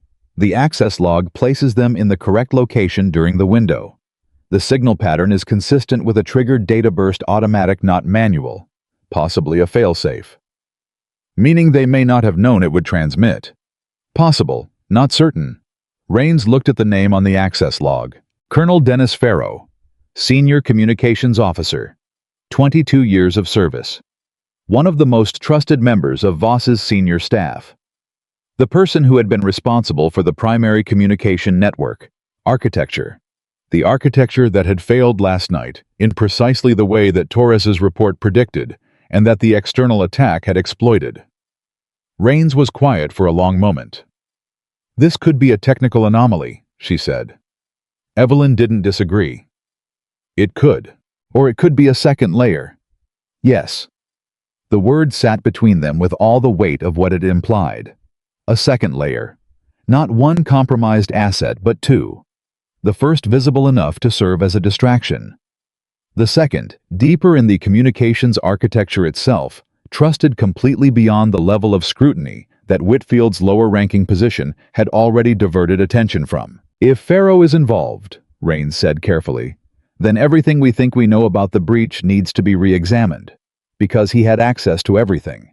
Not just logistics documentation, the actual network architecture, the physical infrastructure, She stopped.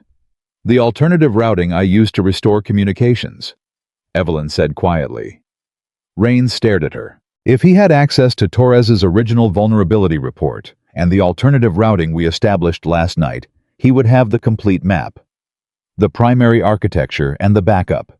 Every path in and every path out. The implications landed in sequence, and each one was worse than the one before it. Rains stood up. "I need to bring this to Voss." "Yes," Evelyn said. "Now." "Yes." Voss received the information the same way he had received everything else in the past 12 hours, with the stillness of a man who had made a decision sometime in the dark hours of the previous night to stop protecting himself from what was true. He listened. He looked at the access log. He looked at the signal anomaly data. He did not say Farrow's name aloud for a long moment after Rains finished speaking. Then he said, "Secure his access, now, quietly." Rains nodded and stepped out. Evelyn was still in the room. Voss looked at her. 22 years, he said. Not with anger. With the particular exhaustion of someone processing betrayal that has roots in a time before the current crisis, before the briefings, before anything that had happened at Blackstone in the past week. "Farrow has been in my command staff for 9 years. Evelyn said nothing. "I trusted him completely." She looked at him steadily. "I know.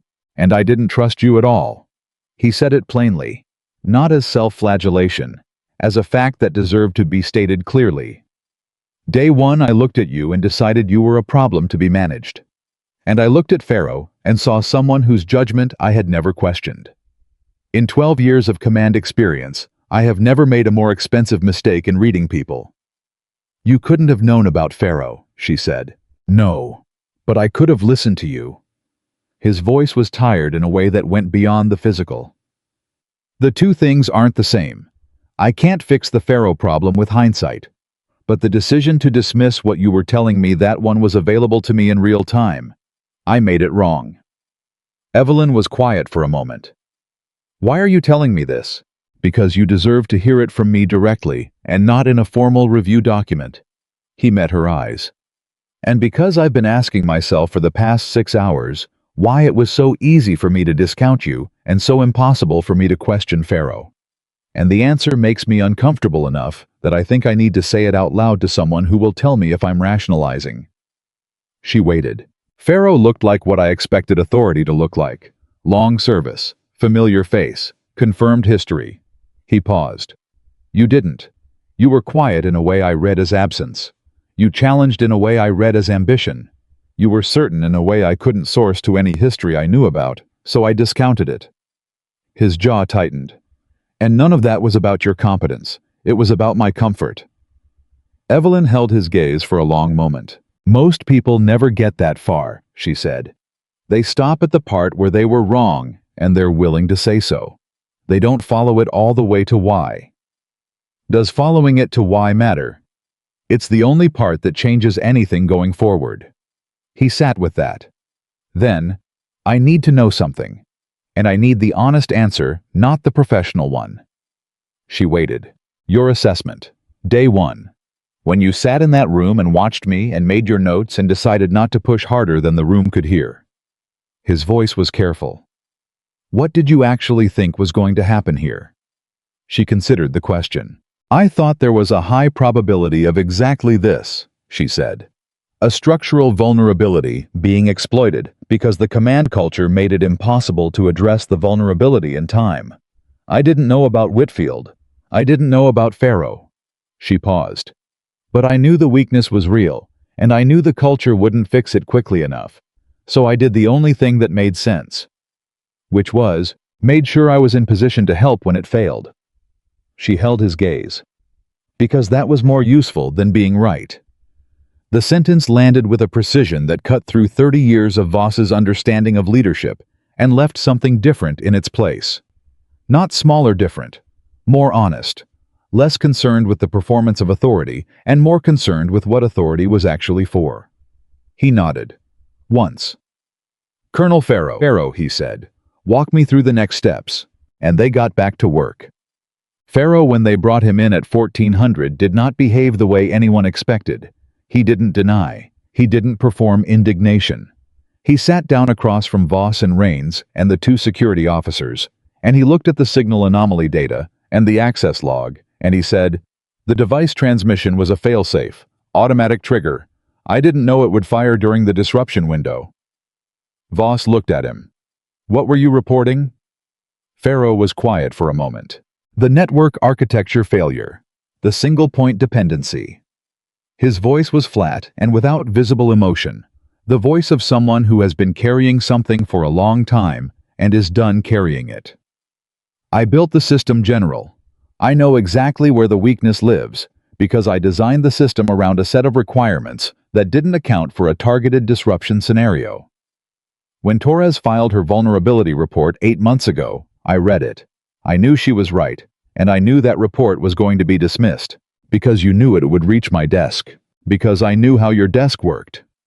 He looked at Voss directly. I didn't file a competing report because I knew what happened to reports like that. I didn't raise it in session because I knew what happened to people who raised things like that. He paused. So I activated a failsafe, a timed report to an oversight body triggered by a communication disruption event significant enough to indicate the vulnerability had been exploited. The idea was that if it happened, there would already be a record showing it was a known risk.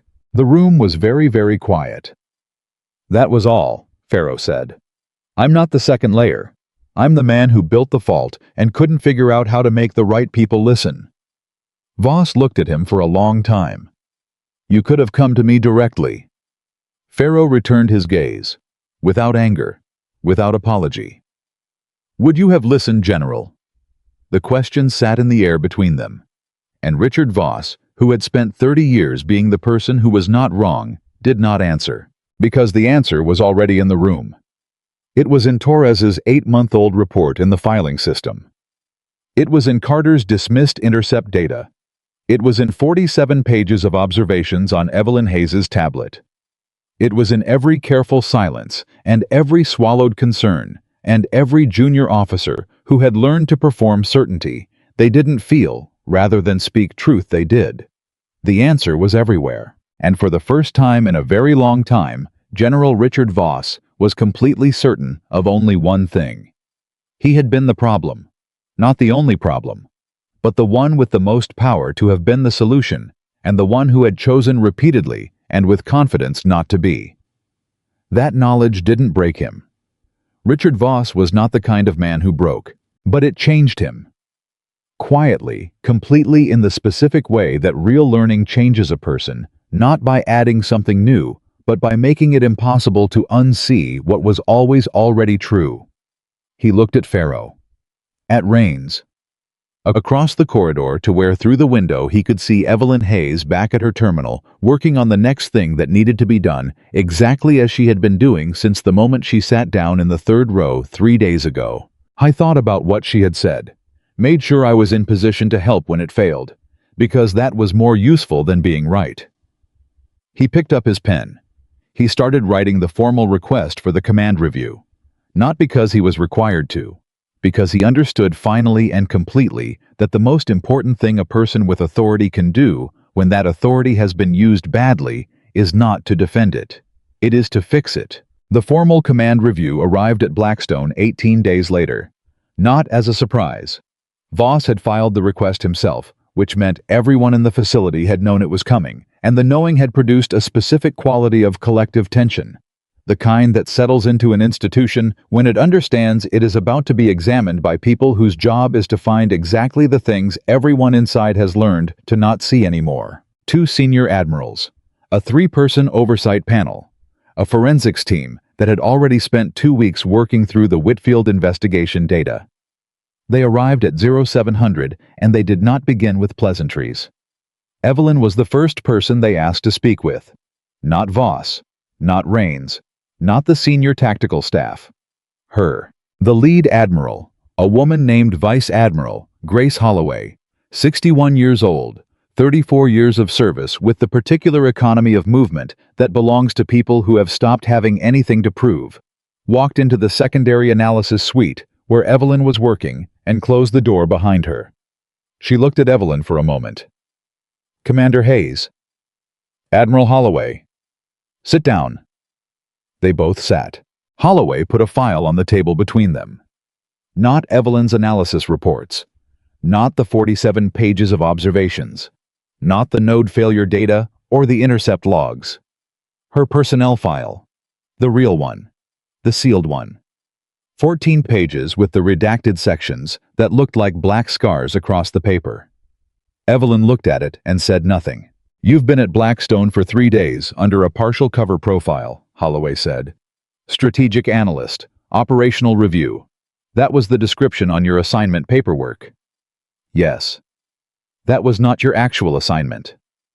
Evelyn met her eyes. "No, Admiral." Holloway looked at the file.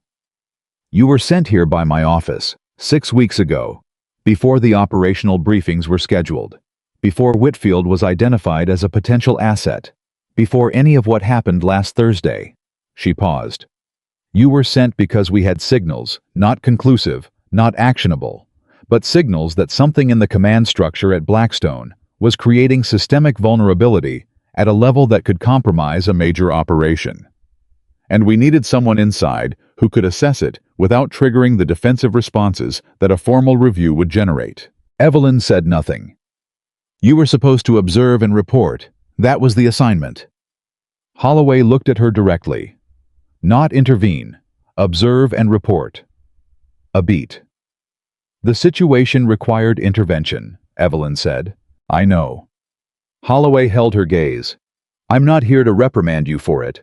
I'm here because what you did in that command center, how you did it, the specific choices you made about when to speak and when to hold and when to move, is something I needed to understand completely before I write my recommendations." She leaned forward slightly. "So I need you to tell me something honestly." "All right." "When did you know about Whitfield?" Evelyn considered the question with precision. "I didn't know about Whitfield specifically until Carter isolated the carrier signature, but I assessed from day one that the communication vulnerability was severe enough to be actively exploitable, which meant either it had already been identified by an external party or it would be. The pattern behavior in the intercept data confirmed active exploitation within 72 hours. She paused. Whitfield was the mechanism. The structural failure was the invitation. Holloway nodded slowly. "And Pharaoh." "I found the anomaly in the disruption window data during the post-incident analysis. It wasn't part of my initial assessment." "Did you consider that Pharaoh might be a second layer before you found the signal data?" "I considered the possibility that the structural failure had more than one contributing human factor." Evelyn's voice was careful. "Whitfield was visible once we looked. Pharaoh was something different, Someone who knew the system was broken and couldn't find a way to fix it from inside a culture that didn't permit that kind of disclosure. You feel sympathy for him. I feel recognition. She held Holloway's gaze. He saw exactly what I saw. He just didn't have the same options for what to do about it. Holloway sat with that for a moment. Then she said, "Your sealed record. The decisive unit attachment. The field operations." She looked at the file. There are people in this building who still don't know what that means. What you actually did. What you're actually capable of. She looked up. Does that bother you? Evelyn was quiet for a moment. It bothered me once, she said. A long time ago. Before I understood that capability and credential are different things. Credential is what people see before they decide whether to listen to you. Capability is what remains when the credential doesn't work. And at Blackstone, the credential didn't work. Rank is a credential admiral. When I walked into that room, I had commander on my badge, and nothing in my visible history that told anyone I was worth listening to above my station. She paused. So I worked with what I had, which was the actual problem, and the actual analysis, and enough patience to wait for the moment when the situation would speak louder than anyone's assumptions about me. Holloway looked at her for a long time. The people in that command center, she said finally. The 500. What do you think they learned? Evelyn thought about it honestly. Some of them learned the obvious thing that they should have listened to the woman in the third row. She shook her head slightly. That's not the lesson. That's just the story. She looked at Holloway. The lesson is structural. The lesson is that any system which punishes the movement of critical information upward will eventually be destroyed by the information it refused to receive. It doesn't matter who's in the third row. It matters whether the room is built to hear them. Holloway picked up the file, closed it. Commander Hayes, she said. I'm going to ask you to do something, and you are entirely within your rights to decline. Evelyn waited. I want you to stay at Blackstone for the duration of the review, not as an observer, as a participant. I want your assessments in the formal record. I want the 47 pages. I want everything you documented from day one attributed on record permanent. She paused. Which means your sealed file comes with it. The decisive attachment, the field record, everything. She met Evelyn's eyes. Your full history becomes part of the documentation that defines what happened here. The room was quiet. Evelyn understood what was being offered, and what it cost. 9 years of deliberate invisibility.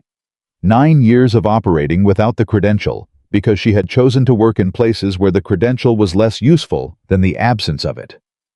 The sealed file existed not just as classification, but as a choice, a decision she had made about who she wanted to be in rooms and how she wanted her presence to function. If it became public, not to the world, but to the institution, to the people in this building, to the formal record, she would never again be the woman in the third row.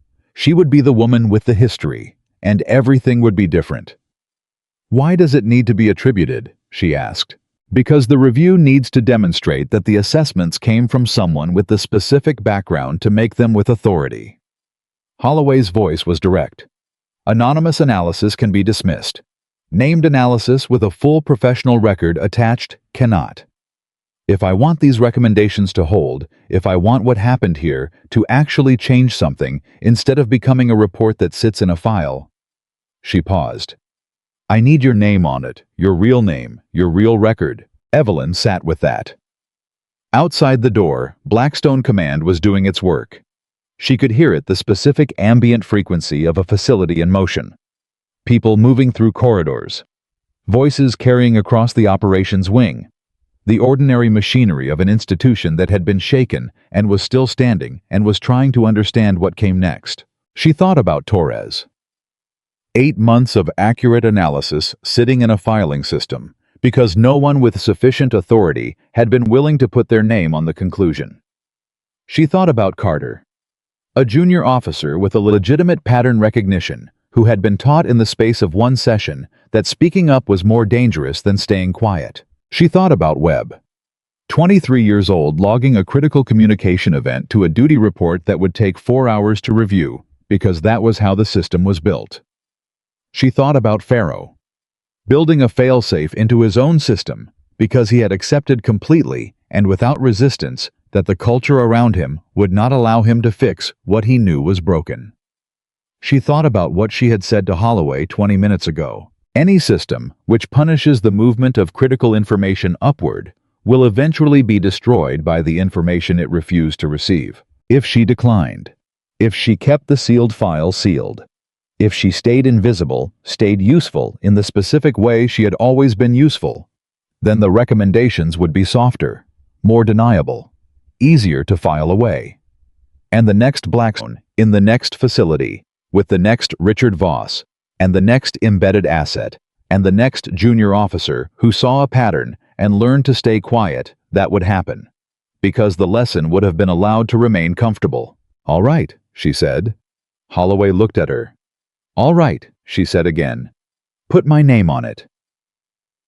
The next 4 days were unlike anything Evelyn had experienced in a professional setting, and she had experienced a great deal. The revelation of her sealed record moved through Blackstone Command the way significant information always moves through a contained institutional environment, not loudly, not all at once, but in the specific spreading pattern of something true that people are processing in real time. A detail here, a verification there. Someone who had access to the unsealed summary telling someone who didn't, who told someone else. Lieutenant Noah Carter found out from Major Cho, who had been briefed directly by Raines. Carter was at his terminal when Cho leaned over and said quietly, "You know who Hayes actually is?" Carter looked up. Strategic Analyst, Operational Review, Naval Special Warfare, 9 years, 3 classified unit attachments, field operations in environments that don't appear on any public record. Cho said it without drama, because the information didn't need drama. It had its own weight. She was attached to teams that most people in this building have clearance to know exist, but not to know what they did. Carter sat with that for a moment. 9 years, he said. Before the analyst role, before any of this. Cho paused.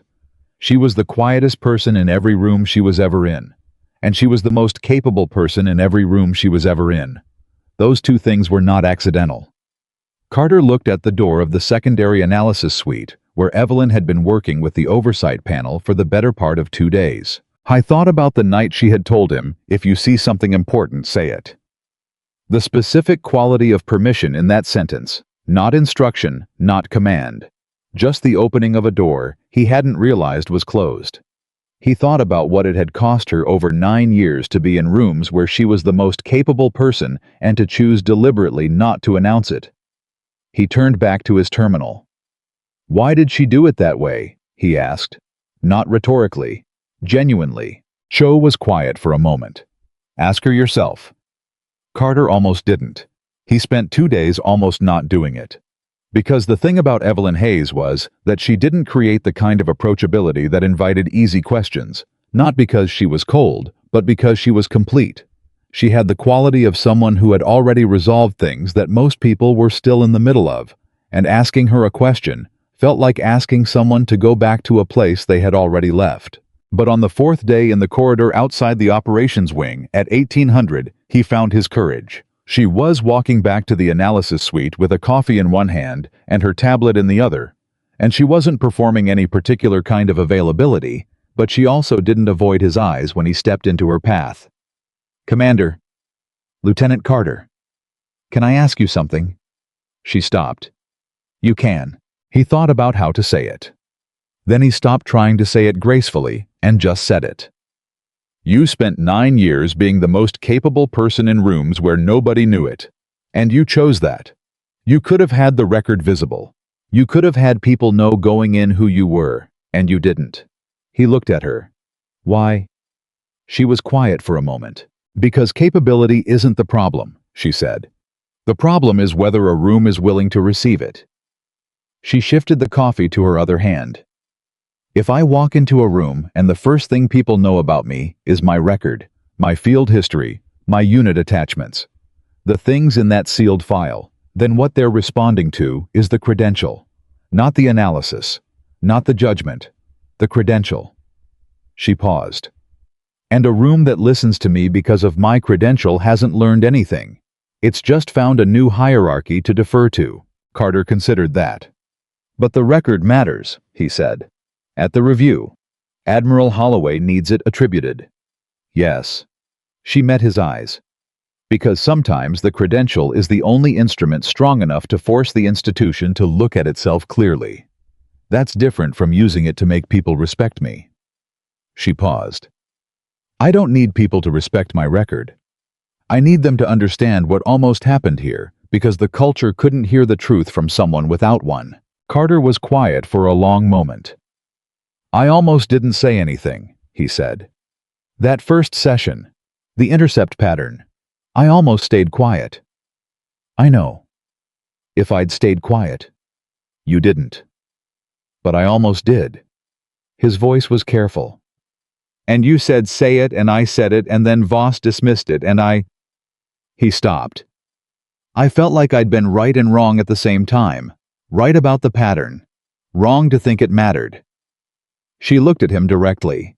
The moment you chose to speak was the most important decision made in that room on that day, she said.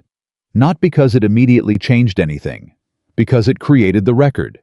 It put the information into the room. What people do with information after you put it there, that's not your responsibility. Your responsibility is to put it there. He held that. That's hard to believe when nothing changes, he said. Yes, she said. It is. She looked at him with something that was not sympathy, but was close to it, the recognition of someone who has been in exactly that place and knows how much it costs. Things changed, Lieutenant. They just changed on a timeline you couldn't see from where you were standing. She kept walking. He stood in the corridor and watched her go and thought about timelines you couldn't see from where you were standing. About what it meant to put true information into a room and trust that it mattered, even when the room didn't immediately prove that it did. He thought he was going to be thinking about that for a very long time. On the 5th day of the review, General Richard Voss requested a meeting with Evelyn Hayes. Not official, not on the schedule. He appeared at the secondary analysis suite at 0645 before the oversight panel arrived and knocked on the open door frame with the specific quality of a man who has decided to do something and is committed to doing it without ceremony. She looked up. General? Do you have a few minutes? She put down her tablet. Sit down. He sat. He looked like someone who had slept but not easily. There was something in his face that hadn't been there on day one. Not age, not defeat, but the particular quality of a man who has had several days to be honest with himself about something significant and has not looked away from it. The panel spoke with me yesterday, he said. Full debrief, everything. He paused. They asked me to characterize my decision-making during the 3-day briefing period. The specific choices I made about what intelligence to act on and what to dismiss. He looked at her. I want you to know what I told them. She waited. I told them the truth. His voice was flat and deliberate. I told them I dismissed actionable intelligence because it came from a source I had decided without sufficient basis was not authoritative. I told them the decision was not made on the merits of the information. It was made on the basis of who was delivering it and what that person's presence in the room cost me in terms of my own sense of authority. He paused. I told them that is not an error of judgment. It is an error of character, and that the distinction matters. Evelyn said nothing. They will likely recommend a command review and possible restructuring of senior authorization protocols at Blackstone. He said it without bitterness. That's appropriate. It should happen. What I'm concerned with is the part after the formal recommendations. The part that happens in the daily life of this institution, when the review panel leaves and the protocols are updated, and everyone has attended the mandatory training, and the culture is still. He stopped. The culture is still whatever the people inside it make it. Yes, she said. How do you change that? She considered it carefully, because it was a real question and it deserved a real answer. You change it by making it cost less to be honest than to stay quiet, she said. Right now, in most command structures, the math is wrong. Speaking up when senior personnel don't want to hear something costs the junior person significantly and changes nothing, so they stop speaking up. The math has to change. She looked at him. You change the math by making the alternative more expensive. You create genuine consequence for dismissed intelligence that proves correct. You make the record of a silenced concern visible and permanent, so that when it turns out to be valid, everyone knows it was silenced. You make authority accountable, not just for what it does, but for what it refused to hear. Voss nodded slowly. And you need someone at the top of the structure who's willing to be the example. He said it plainly. Someone who stands in front of 500 people and says out loud that they got it wrong, and why they got it wrong, and what they're going to do differently. That helps, she said. I'm going to request a command-wide session, he said. Before the panel leaves, full assembly, I want to address every person at Blackstone the 500 from the briefings plus the support staff plus the field units through comms. Everyone. He paused. And I want you there. I'll be there. Not quietly, he said. Not in the third row. She looked at him. I want you to speak, he said. After me. I want them to hear it from you who you are, what you saw, what the record is. He held her gaze. Not because your credential is the point, because the combination of your credential and your choice to work without it, and what that choice revealed about how this institution functions, that's the lesson, and they need to hear it from the person who lived it. Evelyn was quiet for a moment. You sure about this, General? I've been wrong before, he said. I'm trying to be sure about the right things now. The full assembly happened on the 6th day. Every person at Blackstone Command, by every communication line available, attended. The main operations hall held 400 directly. The remaining personnel were patched through on the restored network full capacity, now the primary architecture repaired and the alternative routing. Torres built running in parallel as a permanent redundancy because some lessons get built into the infrastructure. Voss spoke first. He stood at the front of the room without notes. He had not written a speech. He said exactly what he had told Evelyn he would say, and he said it in the plain, undecorated way that people speak when they are not performing honesty but practicing it. He told them what had happened, the full sequence, the dismissed intelligence, the pattern that Carter identified, the report that Torres had written 8 months ago, the cultural mechanism that had kept every critical piece of information from reaching the impact it should have reached. Whitfield. Pharaoh. The 40-minute gap in the surveillance data and what it had cost them. And he told them about himself, about the specific errors he had made, and the reasoning underneath those errors, and the part of that reasoning that was not mistake, but habit, the deeply grooved institutional habit of treating authority as a proxy for judgment. I have spent 30 years believing that the people who matter most in a command structure are the ones with the most rank, he said. I was wrong. The people who matter most are the ones who are willing to tell you the truth when the truth is inconvenient. And my job, the actual job of command, not the version I had been performing, is to build a room where that person can be heard. Nobody moved. I failed at that job here, he said. And the cost of that failure was nearly catastrophic. The reason it wasn't catastrophic is standing in this room, and I want her to stand up here and speak, because what I need you to understand is not just what went wrong. It is what right looks like. And right has been standing in your building for 6 days. He looked toward where Evelyn was seated. She stood. She walked to the front of the room. She stood beside the general who had dismissed her on day 1, and she looked out at 500 faces. She spoke for 12 minutes. She did not perform emotion. She did not modulate her voice for effect. She spoke the way she always spoke, directly, without softening what was true, because the truth was uncomfortable. She told them what she had observed. She told them what the observation had cost, not her personally, but the institution. She told them about Torres's report, and Carter's pattern, and Webb's duty log, and what those 3 things together represented: the sound of a system trying to save itself and not being able to because the culture made it too expensive. And then she told them who she was.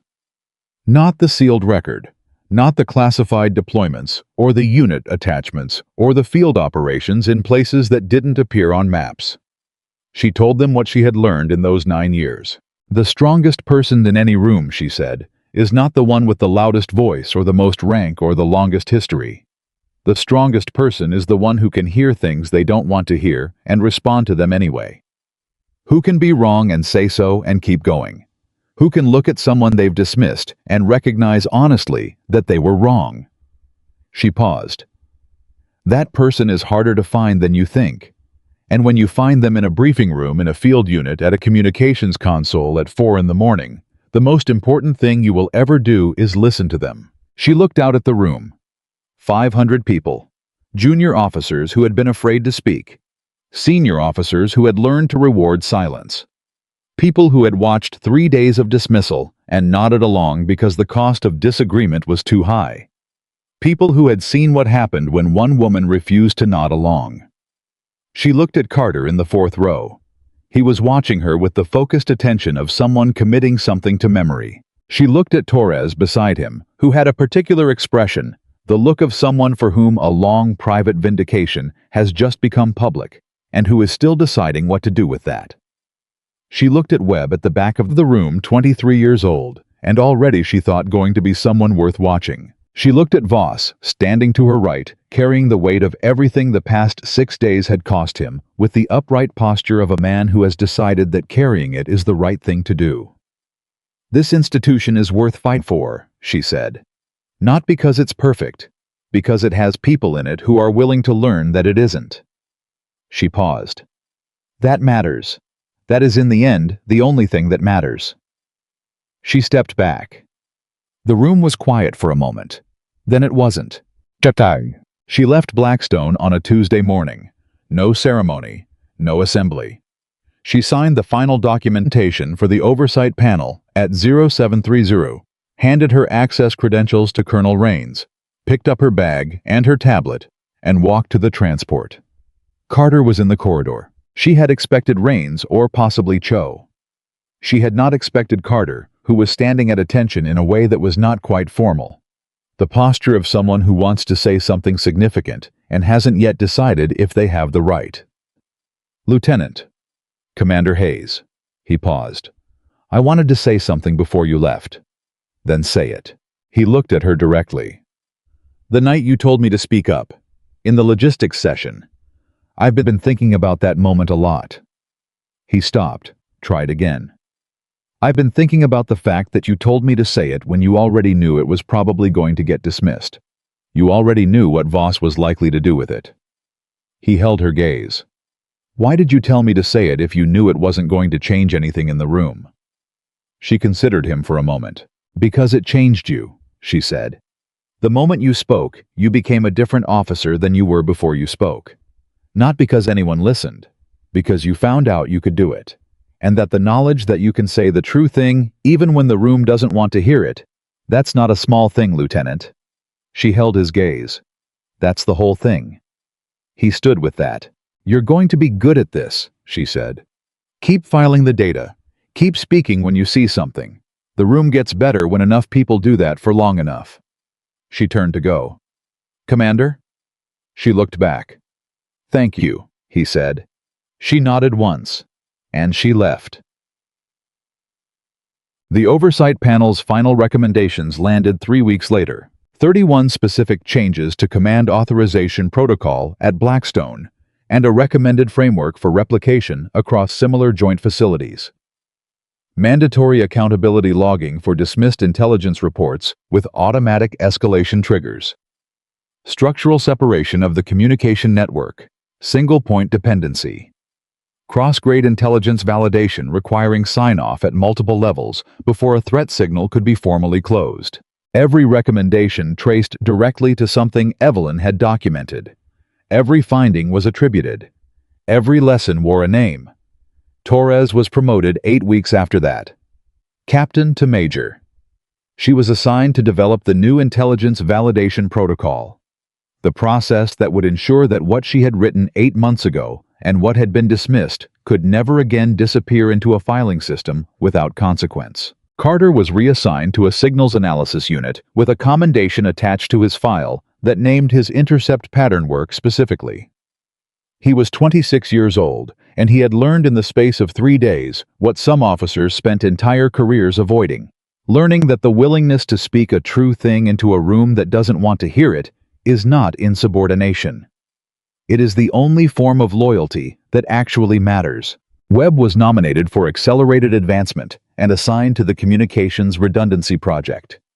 He was 23 years old, and the story of his duty log. The report he filed at 0504, in the middle of an active disruption event, to the correct channel by the correct protocol, when most people would have frozen, had been cited formally as the kind of institutional behavior the new framework was designed to reward and protect. Pharaoh's case took longer. The investigation into his failsafe, his silence, his 8 months of knowing and not knowing how to speak, that required more nuance than a simple determination could carry. It was not resolved quickly.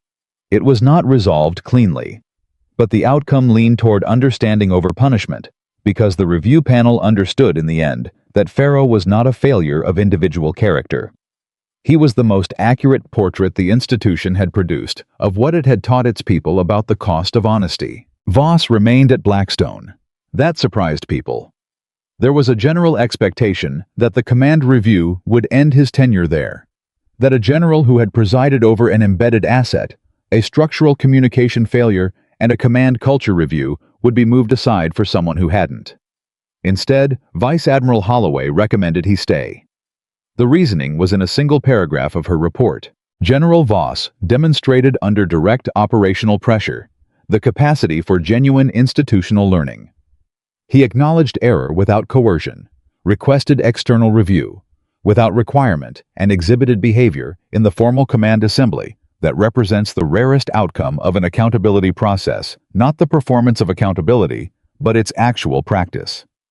A commander who can do that, having learned what he has learned, is more valuable at Blackstone than a replacement who has not yet been tested. When Voss read that paragraph, he sat with it for a long time.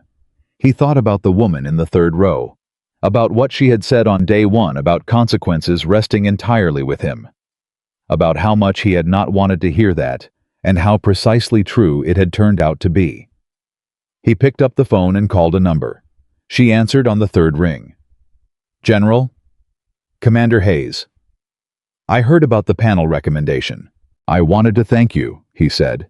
"Not in writing, not officially." He paused. "For what it cost you to put your name on that record." She was quiet for a moment. "It cost less than staying invisible would have," she said. "Once I understood what was at stake." Still, his voice was direct and unadorned.